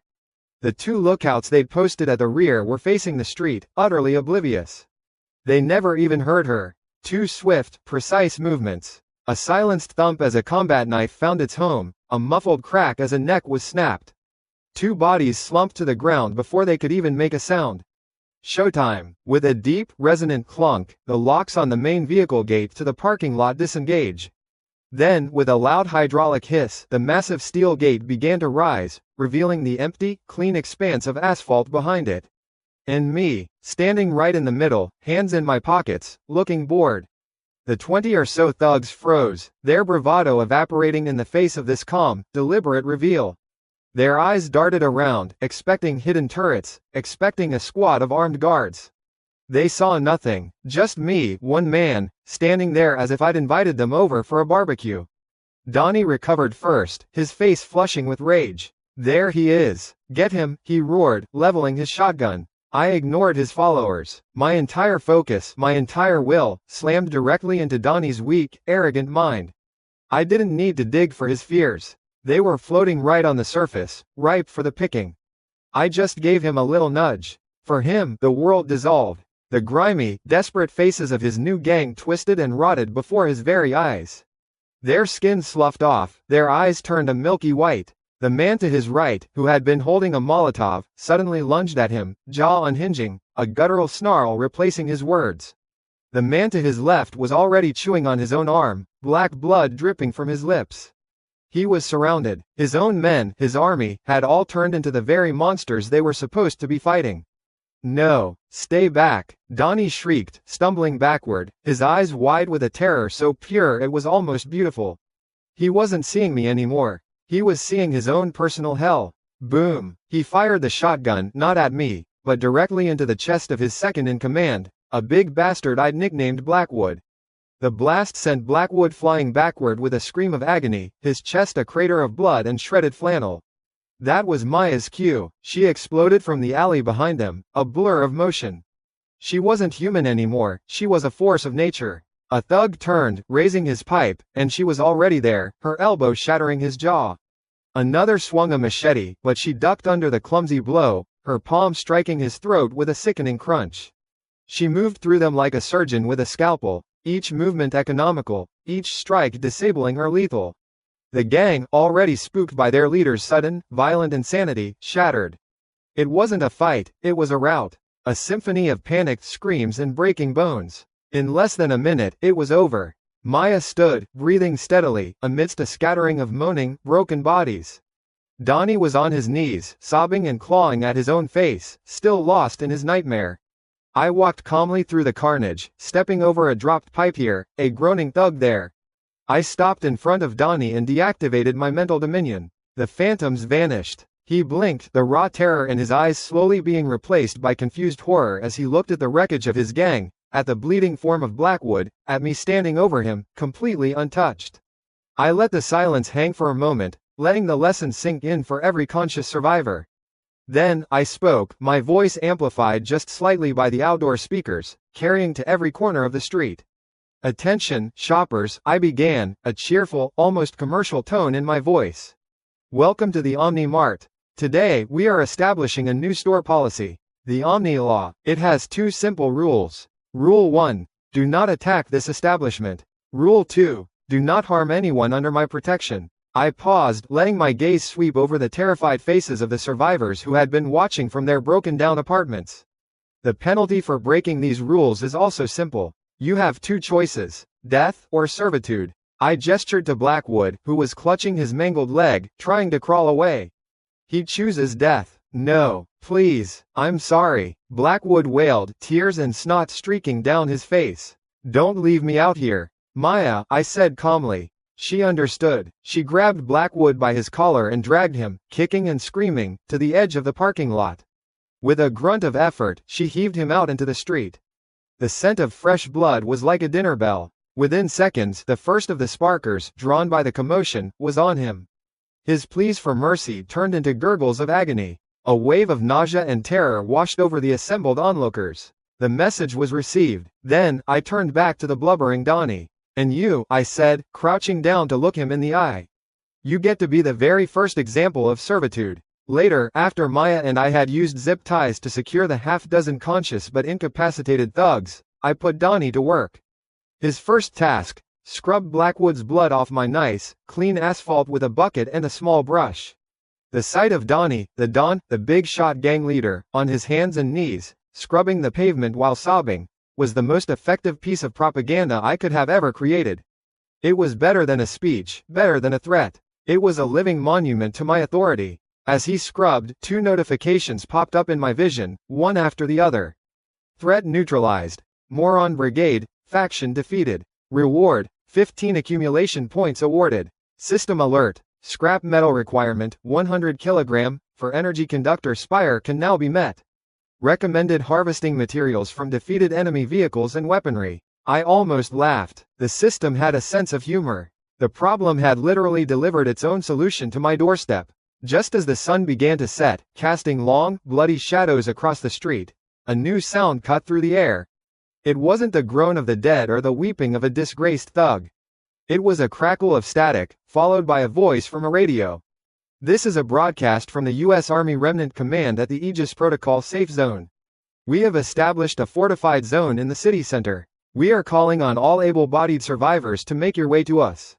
Special call to any individuals who have manifested unusual abilities. You are not monsters. You are humanity's best hope. Report to the Aegis Protocol for registration. The broadcast looped, scratchy but clear. So, the military still existed. And they knew about people like me. They were calling us specials. The game was getting bigger. Maya looked at me, a question in her eyes. I just shook my head. Let them build their little club. We're building an empire here. My loyalty was to my system, my people, my rules. As if on cue, a new group of people appeared at the far end of the street, walking cautiously towards the Omni Mart's gate. But this group was different. There were 5 of them, and they weren't carrying weapons. They were carrying books, rolled-up schematics, and toolboxes. In the lead was an older man with wild, silver hair and a tweed jacket that had seen better days, Professor Langdon, from the university. His hands, usually clumsy, were holding a heavy-looking schematic as if it were the Holy Grail. They stopped at a safe distance, seeing the ongoing cleanup operation. Langdon looked at Donnie scrubbing the floor, at Maya standing guard like a statue of war, and then his eyes found me. There was no greed in his gaze, only a desperate, frantic intelligence. He had heard the rumors. He had seen the proof of my power. And he had come not to conquer, but to bargain. He had come to trade knowledge for survival. I smiled. The next piece of my kingdom had just arrived. 16 days. 16 days since the world ended, and the apocalypse had already developed its own, brutal economy. The currency wasn't gold or dollars. It was desperation, and I, sitting in my climate-controlled command chair, sipping a chilled espresso, was the Federal Reserve. My little trading post, set up in the secured front parking lot, was a masterpiece of controlled chaos. Every day, a few shambling skeletons of human beings would crawl out of the woodwork. They'd approach the reinforced gate, eyes wide with a mixture of terror and ravenous hope, clutching their pathetic offerings. 3 rusty wrenches for a bottle of water. A Ziploc bag full of scavenged circuit boards for a single can of Spam. A woman yesterday tried to trade her wedding ring for a box of antibiotics. I gave her 2. I'm not a monster. I'm a businessman. My kindness just has a very, very exclusive mailing list. The Omni Law was working beautifully. The living monument to that law was still on his hands and knees just outside the gate. Donnie, the Don, former wannabe kingpin, was now my head of sanitation. His daily, soul-crushing job was to scrub the pavement clean with a bucket of soapy water and a toothbrush. Every new survivor who approached saw him, this broken, weeping man, and they understood the rules without me having to say a word. It was the most effective piece of propaganda I could have ever designed. Hey, boss, a voice crackled over my personal comms. Maya, traffic's picking up, and so is the wind. I glanced at the wall of monitors. She was right. The bruised purple storm clouds I'd been watching for days were no longer just gathering, they were churning. The air outside, even on camera, looked thick, heavy with the smell of ozone and impending violence. The wind was whipping garbage down the street in frantic spirals. And the sparkers, those low-level lightning zombies, were getting twitchy. They shuffled faster, their bodies spasming with little blue arcs of static electricity as if they were getting buzzed on the incoming atmospheric charge. This storm was going to be a real party. A notification pinged in the corner of my vision. System alert. Impending level 3 electromagnetic storm. High probability of enhanced mutant activity. It is recommended to complete the construction of the energy conductor spire to absorb ambient energy and earn bonus accumulation points. Easier said than done, pal, I muttered to the invisible system. The spire required 100 kilograms of scrap metal, which Maya's teams were diligently collecting from the wrecked cars littering the streets. But it also required a high-efficiency power converter, a piece of tech I couldn't just pull off a shelf. I needed a brain, a real deal, a grade nerd who could make sense of the system's advanced schematics. As if on cue, the group from the university appeared at the end of the street. I recognized Professor Langdon instantly, his wild silver hair looking even more unhinged in the gale force wind. He was with 4 students, all of them looking gaunt and hollow-eyed, clutching their textbooks and toolboxes like holy relics. They saw Donnie scrubbing the pavement, saw Maya standing guard on the wall like a granite statue, and hesitated. I toggled the external speaker. "Welcome, travelers," I said, my voice booming out calmly over the howling wind. "The Omni Mart is open for business. State your purpose." Professor Langdon stepped forward, a gust of wind nearly ripping the tweed jacket off his frail shoulders. "We are not here for business," he yelled back, his voice thin but filled with a bizarre self-righteousness. "We are here in the name of humanity. I am Professor Langdon, head of the physics department. We have heard the rumors. You are hoarding resources that belong to everyone." Oh, boy, it was one of those. A saint, the most dangerous type of idiot in the apocalypse. I leaned forward, a genuine smile playing on my lips. This was going to be fun. "Hoarding?" I replied, keeping my tone light. "Professor, I believe the term is strategic asset management. What I have, I protect. What I protect, I control. Simple. This is no time for semantics," he screeched, his face turning red. "People are starving, dying. You have a moral obligation to share what you have. In return, we will offer our knowledge, the very key to rebuilding civilization." He gestured grandly to his students as if presenting a royal gift.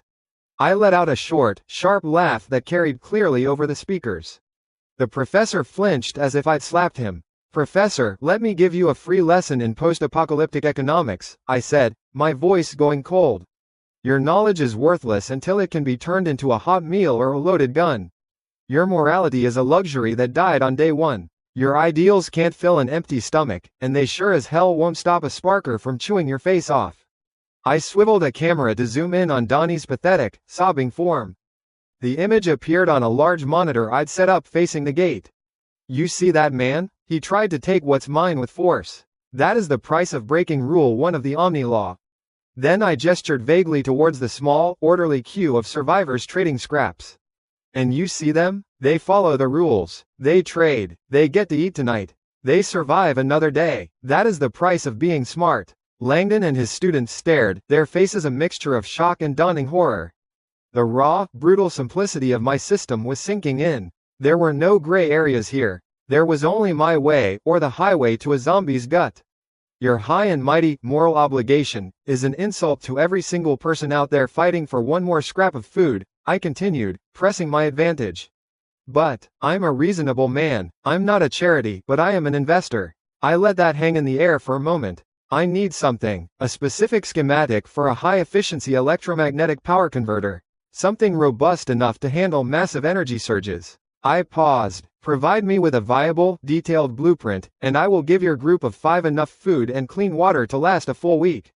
No questions asked. Langdon was speechless. He opened and closed his mouth like a fish, his entire worldview crumbling under the weight of my cold, hard pragmatism. He had come here expecting to lecture a greedy warlord into submission with the power of his intellect. Instead, he'd been offered a simple, transactional contract that completely bypassed his self-proclaimed moral authority. His students weren't looking at him with admiration anymore. They were looking at him with suspicion. Their stomachs were growling, and my offer was the most beautiful sound they had heard in weeks. Just as the silence became unbearable, one of the students, a young woman with dark hair pulled back in a messy ponytail and smudges of grease on her cheek, stepped forward. She was clutching an old, ruggedized tablet, its screen cracked but still functional. "Professor," she said, her voice quiet but firm, not looking at him but at the camera she knew I was watching through. "Your theories on post-scarcity societal structures are not applicable right now. We are hungry." The professor looked like he'd been stabbed. The young woman took another step forward, holding up the tablet. I have a design, she said to the speaker. A multi-phase resonant converter with a closed-loop feedback system to regulate input fluctuations. I designed it for my senior thesis on harvesting energy from solar flares. The battery is at 3%, but the file is there. My eyebrows shot up. That wasn't just a basic converter. That was a high-end, custom solution. This girl wasn't just a student. She was a prodigy. Show me, I commanded. She tapped the screen. A complex, multi-layered schematic filled the display. It was elegant, efficient, brilliant. It was exactly what I needed, and then some. System analysis. Submitted schematic is a 97% match for energy conductor spire requirements. Efficiency rating exceeds base model by 18%. Potential for enhanced accumulation point generation detected. I felt a grin spread across my face. A genuine, predatory grin. The fish I wanted wasn't the loud-mouthed old professor. It was the quiet, brilliant girl standing in his shadow. Name? I asked. Sophia, she replied, her eyes locked on the camera lens.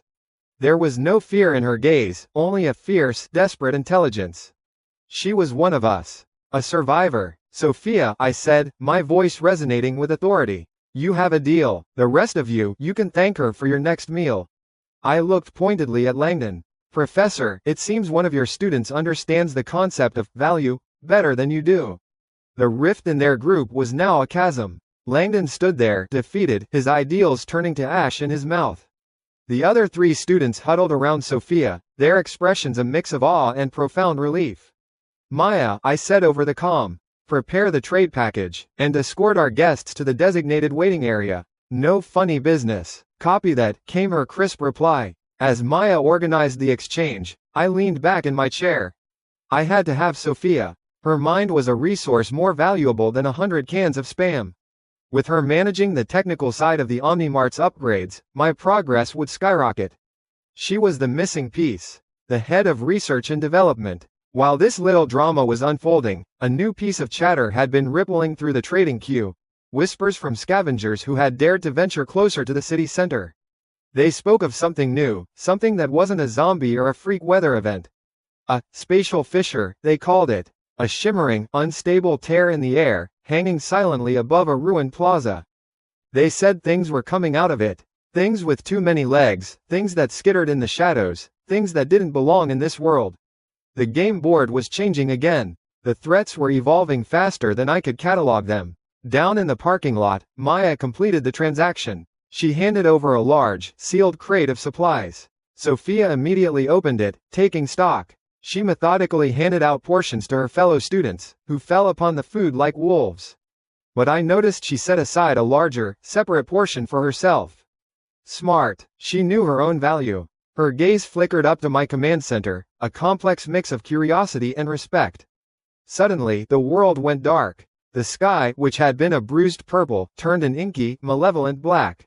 The wind stopped howling and became a low, oppressive hum. And then the lightning started. Not the thin, green bolts from before, but thick, jagged pillars of pure white energy that slammed into skyscrapers with deafening cracks of thunder, making the entire city block tremble. The storm was here. Red lights flashed across my command console. A synthesized, urgent voice filled the room. Warning, major electromagnetic storm in progress. Energy signatures detected. Mutated zombie horde incoming. Automatic defense protocols activated. Fortress lockdown initiated. On the monitors, I saw them. The sparkers were no longer just twitching.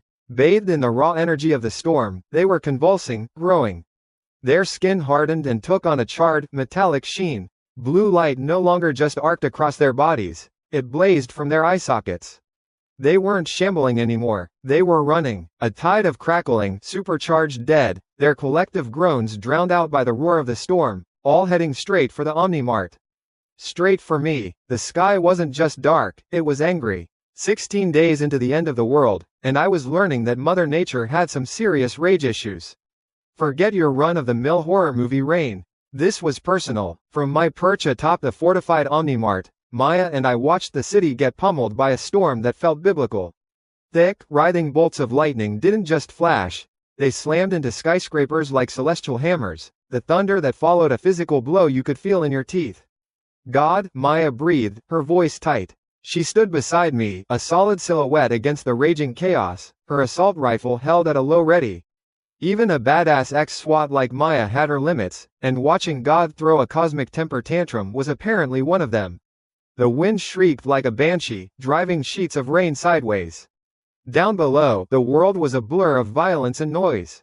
"Relax," I said, my voice calm. I reached out, not physically, but with my mind. The tendrils of my mind field, my little psychic party trick, enveloped her gently.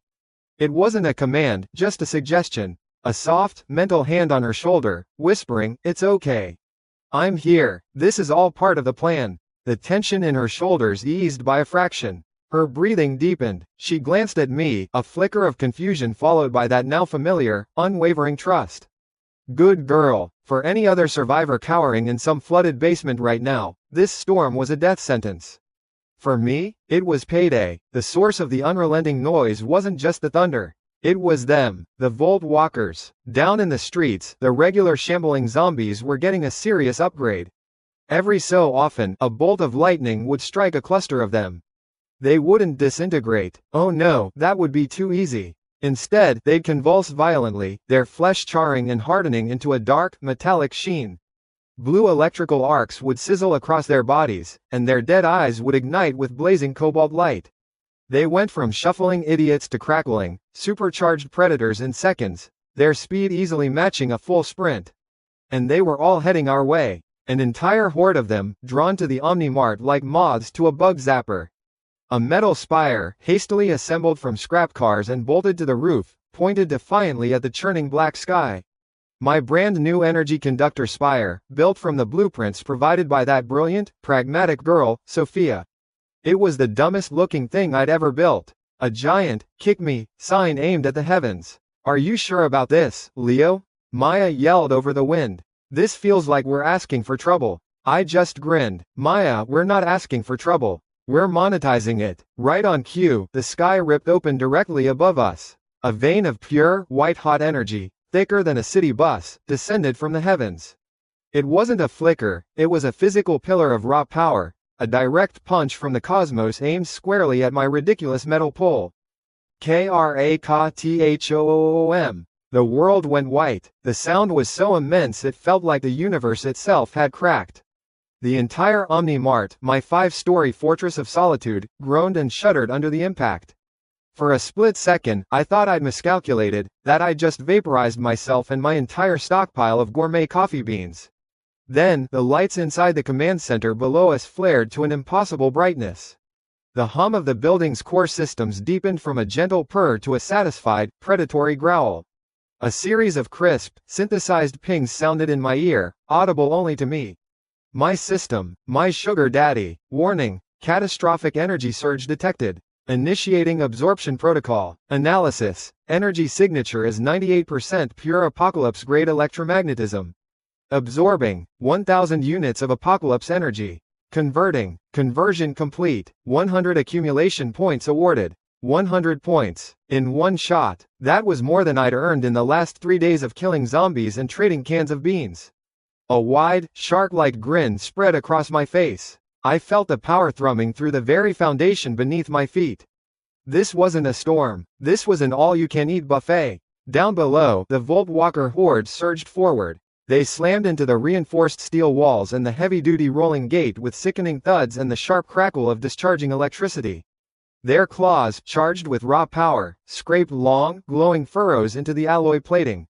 It was a terrifying sight. An army of electrical demons clawing at the gates. And the best part? The truly delicious, icing on the cake part? As they got closer to the spire, the ambient electricity arcing across their bodies was visibly being siphoned away. The brilliant blue glow around them dimmed, pulled upwards like ethereal smoke into the conductor. They were getting weaker with every step they took towards me. They were charging my fortress with their own bodies. It was beautiful. It was poetry, a symphony of stupidity. "They're powering us," Maya said, her voice filled with pure, unadulterated awe. She finally understood. She was looking at me not just as a leader, but as some kind of mad prophet who could bend the apocalypse to his will. I gave her a wink. Waste not, want not. Miles away, in the damp, musty sub-basement of the university library, Professor Langdon was on his knees, hands clasped together, muttering what sounded like a panicked prayer. The ground trembled with every thunderclap, and the distant, inhuman screeches of the Volt walkers were clear even through a dozen feet of concrete and earth. The other 3 students were huddled together, pale-faced and trembling. Only Sophia was calm. She sat with her back against a crumbling wall, the ruggedized tablet in her lap. Its battery was dead, but the knowledge was still in her head. She watched the water seeping in through a crack near the ceiling, calculating its rate of flow. "We need to move that stack of encyclopedias," she said, her voice cutting through the professor's frantic muttering. "Block the main drain over there. If it clogs, this whole level will flood in under an hour." One of the other students, a lanky boy named Kevin, looked at her, then at the useless professor. "Why should we listen to you?" he whined. Sophia didn't even look up. "Because my plan involves surviving the next hour. His involves hoping a non-existent deity smites the magically enhanced zombies. Your choice." The sheer, undeniable logic of it hit them. Kevin and the other students scrambled to action, heaving the heavy, water-logged books. Langdon just looked at Sophia, his face a mask of betrayal and wounded pride. He had offered her knowledge, ideals, the chance to rebuild civilization. She had traded it all for a crate of food from a cynical tyrant. And now, these students, his students, were listening to her instead of him. Sophia felt a pang of something. Not pity, maybe vindication. She looked at the pathetic huddle of her former group and thought of the calm, impossibly confident voice that had boomed from the speakers of the Omnimart. He was a monster, probably. A cold, calculating sociopath. But his fortress was standing, and he was taking on the storm head-on. He was winning. She clutched her dead tablet, wondering if he and his fortress were still standing. Wondering if she had made the right bet. Back in my command center, I was on a shopping spree. System. Expend 100 accumulation points. Unlock, expansion, tier upgrade. The system responded instantly, its voice as smooth as silk. 100 points deducted. Unlocking tier 2, expansion. Congratulations, administrator. New facility unlocked. Auto-processing kitchen. Capable of turning raw biomass into preserved rations. Efficiency, 50%. New facility unlocked. Microfabrication workshop. Capable of constructing basic weapons, ammunition, and tools from blueprints and raw materials.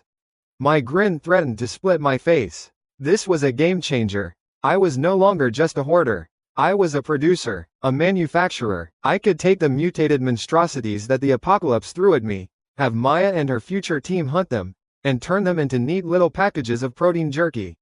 I could turn scrap metal into bullets and blades. I had just laid the foundation for an industrial empire in the middle of hell. News, or what passed for it, traveled fast in this new world. Whispers carried by the few desperate scavengers who survived the storm. The military base downtown, the one with all the big talk about restoring order and flying the flag, had gotten wrecked. Their high-tech electric fences had overloaded from the storm's intensity, shorting out and creating massive breaches in their perimeter. The Volt walkers had poured in. They had guns, they had soldiers, but they weren't prepared for zombies that could run like Olympic sprinters and had built-in tasers for hands. The sounds of gunfire and explosions had raged for hours before falling silent. They had faced the storm and broken. I had faced the storm and profited. There are levels to this game. As dawn approached, the storm finally exhausted itself. The malevolent black sky softened to a bruised gray, then a watery, pale pink. The rain slowed to a drizzle. The horde of Volt walkers, their electrical charge completely drained by my spire, were now just a pile of twitching, weakened corpses and a few stragglers shambling aimlessly. They were no longer a threat. They were raw materials waiting to be collected. Maya's awe had solidified into something harder, something bordering on worship. She just watched me, waiting for the next impossible order. The loyalty I had earned by saving her was now cemented by a display of sheer, world-breaking power. I stretched, feeling the energy of the base thrumming in harmony with me. "All right," I said, my voice energized. Phase 2 begins. I walked away from the command console, my footsteps echoing in the quiet of the morning after. I strode towards a section of the wall that had been solid steel just an hour ago. Now, a new door stood there, etched with complex circuitry patterns, a soft blue light glowing from its seams. A plaque above it read, Microfabrication Workshop. I pushed it open. The room beyond was sterile, white, and high-tech. It was mostly empty, dominated by a central holographic interface pedestal. As I stepped inside, the interface flickered to life. Welcome, administrator. Microfabrication workshop is online. Awaiting first blueprint. 1,000 possibilities flashed through my mind. A better shotgun. A custom-forged combat knife for Maya. Advanced body armor. But my mind settled on one thing. One person. The complex, elegant schematic she had shown me on her cracked tablet screen. It wasn't just a design, it was a work of art. The mind that had created it was the most valuable weapon I could possibly acquire. I smiled to myself. Blueprints could be uploaded, but genius? Genius had to be recruited. System, I said to the empty room. Plot me a route to the university library. And prep a recruitment package. The best stuff we have. Time to go pick up my new head of R&D. The world had a hangover. 17 days in, and the apocalypse was nursing a wicked headache. After tearing the sky apart all night, the storm had finally cried itself to sleep, leaving behind a city that looked like it had gone 10 rounds with a god and lost every single one. The air, scrubbed clean of its usual filth, felt unnervingly fresh, like the first breath after a long illness. But everywhere else was wreckage. Overturned cars, shattered windows, and the lingering, sharp scent of ozone. And the bodies. Oh, the bodies were the best part. From the command center of the Omnimart, Maya and I watched the sunrise paint the bruised clouds in shades of watery orange and pink. Down below, the streets were littered with the corpses of the Volt Walkers. Their fancy electrical charge, so scary just a few hours ago, had been completely sucked dry by my magnificent, jury-rigged lightning rod. They were just twitching sacks of meat again. Well, almost. Here and there, nestled in the charred chest cavity of a fallen zombie, something gleamed. A small, crystalline nodule, no bigger than a thumb, pulsing with a faint, residual blue light. It looked like a piece of rock candy that had swallowed a firefly. What are those things? Maya asked, her voice still raspy with awe from the night's events. She was looking at me differently now. She used to look at me like a leader. Now, she was looking at me like I might just be the new management of reality itself. Paychecks, I said, a grin spreading across my face. That, my dear Maya, is the apocalypse handing us our first bonus. Raw materials. A new type of resource. My system hadn't pinged me about them yet, which meant it was something new, something the world was creating on its own. My new microfabrication workshop was humming away in the sublevel, a monument to my genius and my 100 freshly spent accumulation points. It was like getting a brand new, top-of-the-line 3D printer for Christmas. But a printer is useless without a design file. I had the hardware, I needed the software, I needed a brain, and I knew exactly where to find one. Keep the fort locked down, I told Maya, grabbing a lightweight tactical vest and a customized handgun from the armory rack. I'm going on a recruitment drive. Don't let anyone in, unless they're ridiculously smart and carrying a broken tablet. She just nodded, her obedience absolute. Good girl. The journey to the university library was crackly. Puddles of rainwater that hadn't drained away still sizzled with stray electricity, and I had to navigate the streets like I was playing a real-life game of The Floor is Lava. The few remaining Volt Walkers, the ones who hadn't gotten close enough to my fortress to be fully drained, were smarter now. They lurked in doorways and under ruined awnings, their blue eyes tracking me. They were learning. Too bad for them, I was learning faster. The library's sub-basement smelled of three things: damp concrete, moldy paper, and a new aroma I was beginning to associate with the losing side of the apocalypse: desperation. The door creaked open to reveal a sorry sight. Professor Langdon and his two remaining student flunkies were huddled around a makeshift candle, their faces gaunt and smeared with grime. They looked like they hadn't eaten in days, which was probably true. The crate of food I'd given Sophia was likely long gone. And then I saw her. Sophia. She was sitting off to the side, her back straight, her expression a mask of cold analytics. She was watching a trickle of water seep through a crack in the ceiling, probably calculating the building's structural failure point in her head. Even starving, even in a damp hole in the ground, her mind was whirring. A diamond in a dumpster. My entrance broke the spell of their misery. Professor Langdon scrambled to his feet, trying to puff out his chest in a pathetic display of authority. You, he spat, his voice a reedy whisper. What do you want here, you vulture? Have you come to gloat at our misfortune? To wave your ill-gotten gains in the faces of decent people? I didn't even waste a glance on him. That was the thing about people like Langdon. They thought their words, their morals, their ideals still mattered. They were currencies from a dead world, and trying to spend them now was like trying to buy a steak with Monopoly money. My eyes locked on Sophia. I walked right past the sputtering professor and stopped in front of her. She looked up, her gaze cautious but sharp. There was no fear there, just calculation. "Sophia," I said, my voice calm and reasonable. "I have a problem." That got her attention. Her brow furrowed slightly. "I have a fully operational microfabrication workshop in my base," I continued, ticking the points off in the air. "I have a virtually unlimited power source, thanks to last night's hissy fit from the sky. I have stockpiles of scrap metal, polymers, and a whole street full of a new bioelectric energy source waiting to be harvested." I leaned in a little closer, my voice dropping. "What I don't have is a brain powerful enough to tell the workshop what to do. I have the hands, but I need the mind." From my vest, I pulled out a brand new, military-grade tablet. Its screen was bright and flawless. I tapped the screen, and it came to life, showing not a menu, but a live video feed of the sterile, white interior of the workshop. A real-time inventory of my resources scrolled down one side of the screen. An empty design interface sat expectantly on the other. I held it out to her. It wasn't just a piece of tech, it was an offer. A key. "Professor Langdon offers you the chance to starve to death while talking about the nobility of man," I said, my voice cutting through the damp air. "I'm offering you a laboratory." Langdon went nuclear. "This is blackmail, extortion. Sophia, don't listen to him. He is a tyrant. We must rebuild civilization on a foundation of ethics, of cooperation, not this." He gestured wildly at me, at the tablet. Sophia didn't even look at him. Her eyes, wide and hungry, were glued to the tablet. I could practically see the gears turning in her head, the schematics and blueprints flying behind her pupils. This wasn't just a workshop to her. This was Nerdvana. This was her church, her playground, and her kingdom all rolled into one. The musty library, the pompous professor, the gnawing hunger, it all just faded away into irrelevant background noise. "With me, you don't just survive," I said, delivering the final line. "You get to build the future. For real, your choice." Langdon opened his mouth to spout more nonsense, but it was too late. Sophia's hand shot out and took the tablet. Her fingers brushed against mine, and they were ice cold, but her grip was firm. She clutched it to her chest like it was the most precious thing in the world.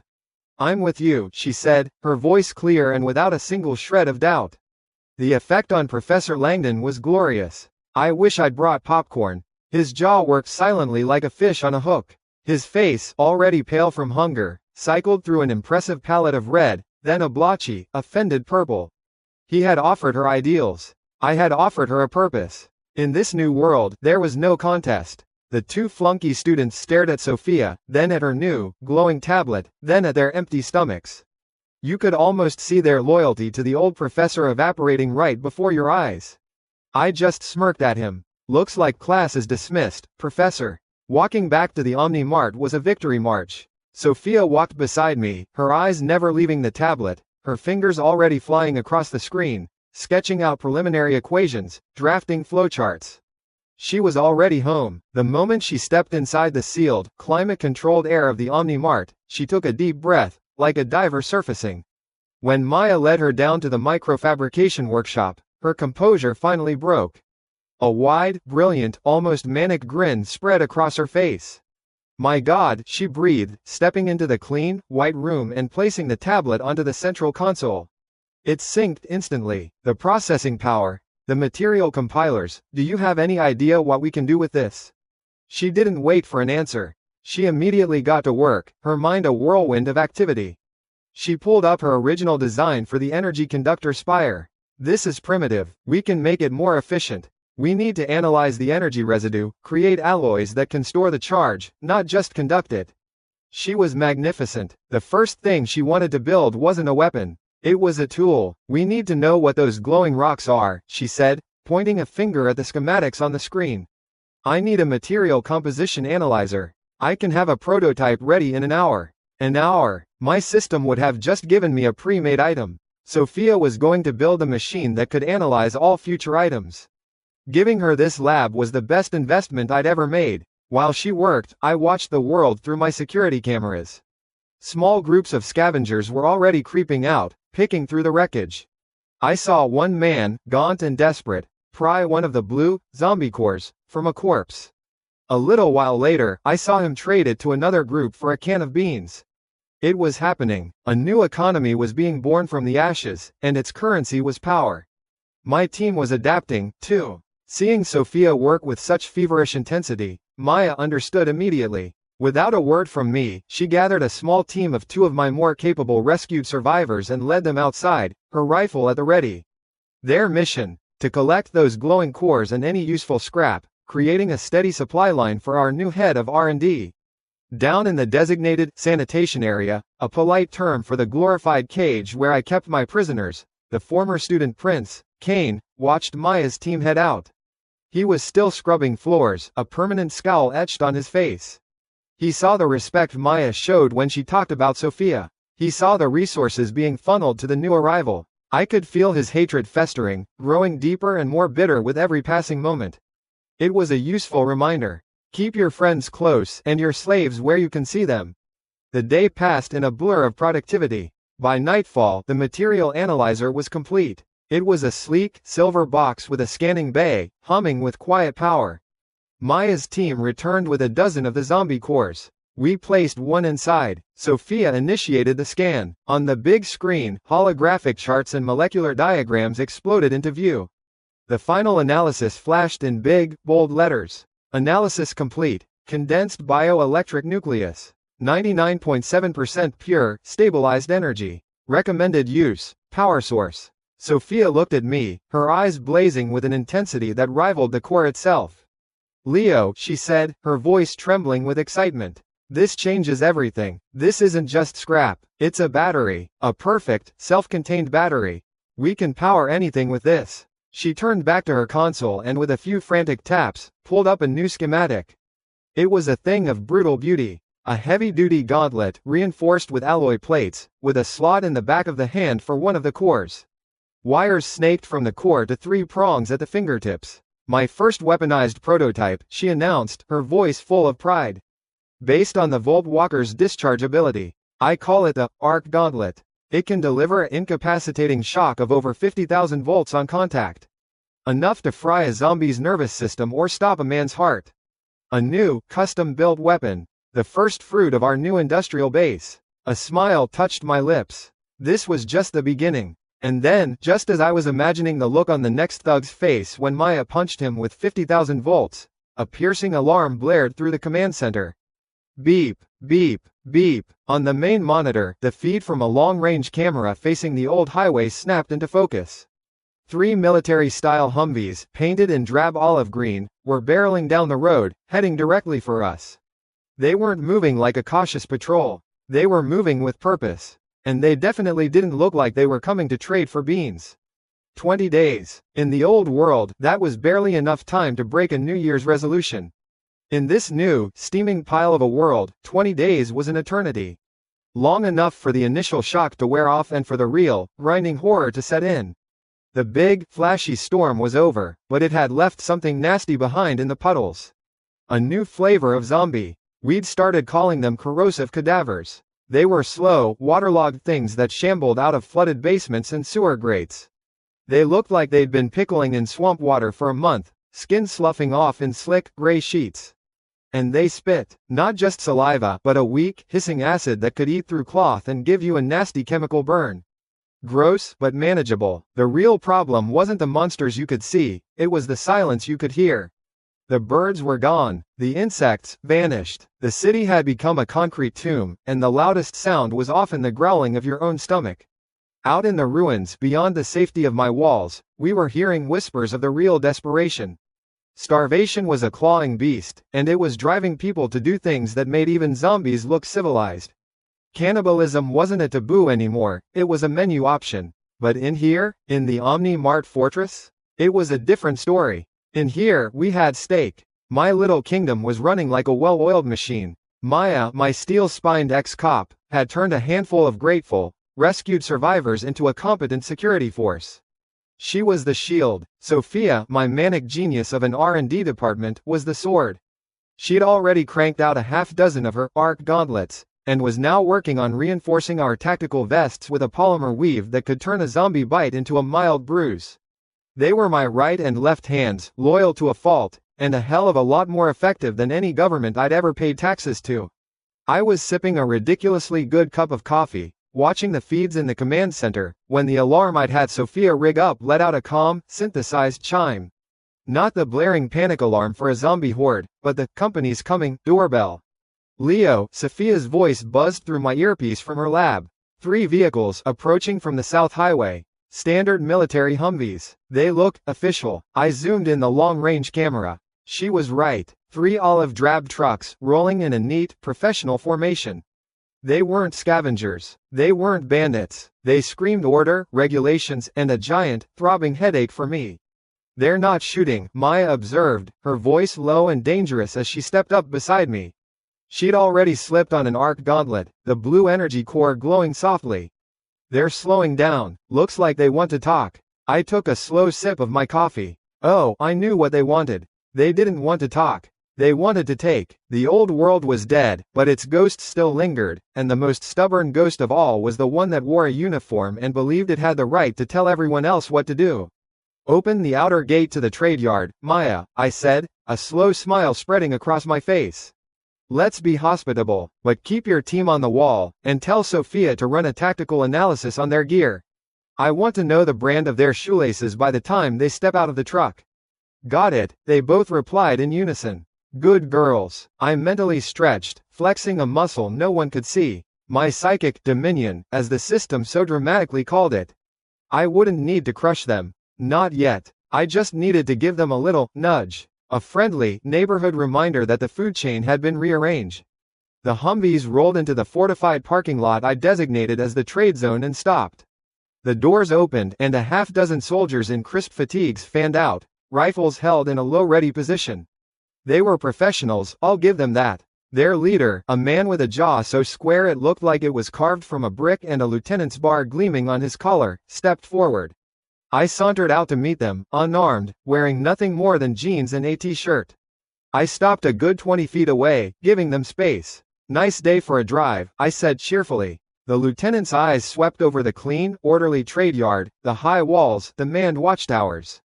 He was definitely not expecting this. He was probably expecting a cowering rat in a hole, not whatever this was. I am Lieutenant Cross of the Central Command Safe Zone, he announced, his voice carrying the artificial weight of authority. We are in the process of restoring order and rebuilding our nation.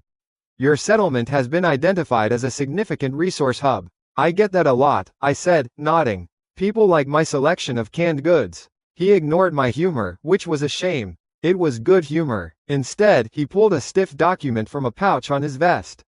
By the authority granted to me under the National Emergency Powers Act, I have here an eminent domain requisition order. He held it up as if it were a holy scripture. It requires you, as a citizen, to turn over 80% of your consumable supplies, raw materials, and medical stock to the CCSC for the greater good. Your personnel will be integrated into our command structure. It is your civic duty. I blinked. Then I laughed. Not a small chuckle, a full, deep, belly laugh.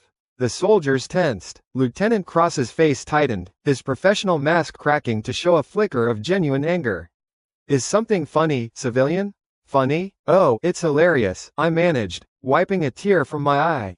Civic duty, greater good. You're using words that died 3 weeks ago. I didn't raise my voice. I didn't need to. Tell me, Lieutenant, where was my civic duty when the sky was on fire? Where was the greater good when my neighbors were getting their faces eaten off right out that door? I gestured lazily towards the sanitation area, where Kane, the former rich boy gang leader, was miserably scrubbing a patch of concrete. You see that guy? Kane. He came here with his friends, waving guns, talking about how everything I had was his now. He had a lot in common with you, actually. Big ideas. Now, he's paying for his food and board by being my personal janitor. That's called consequences. Then I pointed to the small, orderly line of scavengers waiting by the trading post, exchanging scrap metal for clean water and food.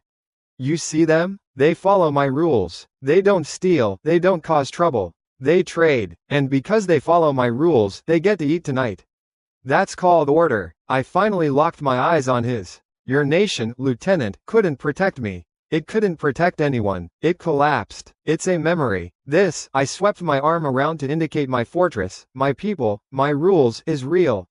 This is what's protecting people now. I leaned forward slightly and let a tiny, minuscule thread of my dominion leak out. It wasn't an attack. It was a cold draft in a warm room. It was the feeling you get when you think there's a spider crawling on your neck. It was a whisper of absolute wrongness that bypassed his brain and spoke directly to the lizard part of his hindbrain that understood predators. I saw it hit him. His eyes widened for a fraction of a second. The hairs on his arms stood up. He subtly shifted his weight, his trained soldier's body screaming at him that the unarmed man in the t-shirt was suddenly the most dangerous thing in the entire goddamn state.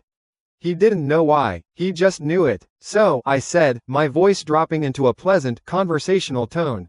You can take your piece of paper, which is worth less than the toilet paper I have stockpiled, and you can go back to your central command. Tell them Leo at the Omni Mart says hello. I smiled warmly. Tell them my law is the only law that matters here, and my law says you don't take what's mine. Behind me, I heard the faint, metallic click of Maya taking the safety off her sidearm. It was a new model, one Sophia had just finished, chambered for a higher caliber round. In my ear, Sophia's voice was a calm murmur. Lieutenant's vest is standard issue Kevlar. Can't stop a direct hit from the arc gauntlet. His rifle is a standard M4. Our walls will laugh at it. Checkmate. Lieutenant Cross stared at me, his jaw working. He was standing in my house, surrounded by my guards, facing a man who made his survival instincts scream bloody murder, all while holding a useless piece of paper. He couldn't shoot me, I hadn't been hostile, just dismissive. He couldn't enforce his order, he clearly didn't have the muscle to back it up. He had come here as a lion and was being sent away like a lamb. He swallowed his pride. It looked like it tasted awful. Slowly, deliberately, he folded the requisition order and put it back in his pouch. Your position has been noted, he said, the words stiff and formal. We will be in touch. I'm sure you will, I chirped. He gave a curt nod to his men, and they backed away, piled into their Humvees, and drove off, leaving behind only the smell of diesel and wounded pride. The moment they were gone, Maya let out a low whistle. Damn, Leo, you didn't even have to raise your voice. Why yell when you can be right? I shrugged. Sophia, what's a brewing in that big brain of yours? They'll be back, she said instantly. And they'll bring more friends next time. We can't let them sneak up on us again. I need parts for long-range surveillance drones. I can repurpose some old quadcopter motors and camera components, but I'll need more of those bioelectric cores. The energy density is perfect for a long flight time power source. You got it, I said. A new project. I like it. We were already moving on. Evolving. Miles away, in a concrete bunker that served as the Central Command safe zone, Lieutenant Cross gave his report to a gray-haired general. And he just laughed, sir.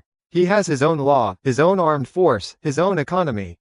He's not a scavenger. He's a king in a very small, very well-stocked kingdom. And, there's something else about him, sir. Something unnatural. The general steepled his fingers, his brow furrowed. A new power has risen. Annoying. He looked at a map of the city on the wall, a single red pin marking the location of the Omni Mart. Very well. Log them as the Emporium faction. Independent, potentially hostile. For now, we observe. We try to recruit. If we can't absorb them, then we will erase them. This nation will have one government, not a collection of petty warlords. The game had just leveled up. Back at the fortress, word of what happened spread like wildfire.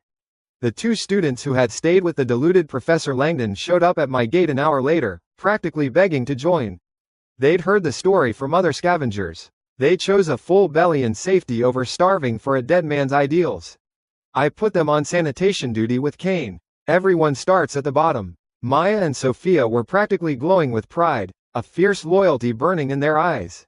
We'd faced down the revived ghost of the United States military and hadn't fired a single shot. We had won. It felt good. It felt a little too good. The universe, I've found, abhors a vacuum, but it hates a quiet, victorious moment even more. Just as the sun began to set, casting long, bloody-looking shadows across the trade yard, a commotion at the gate drew our attention. A figure stumbled out of the evening fog, ragged and bleeding, and collapsed just short of the entrance. It was a woman, even covered in grime and blood, with her clothes torn. You could see an air of refined grace about her. She was clutching a strange, sealed metal case to her chest like it was her own child. And behind her, in the deepening gloom, I saw them. Three figures clad in black tactical gear, moving with a silent, predatory grace that made even my soldiers look like clumsy amateurs. They were hunters, and she was their prey. And she had just collapsed on my doorstep. Ah, hell, I sighed, rubbing my temples. Of course she did. Trouble hadn't just come knocking again. It had fainted on my welcome mat.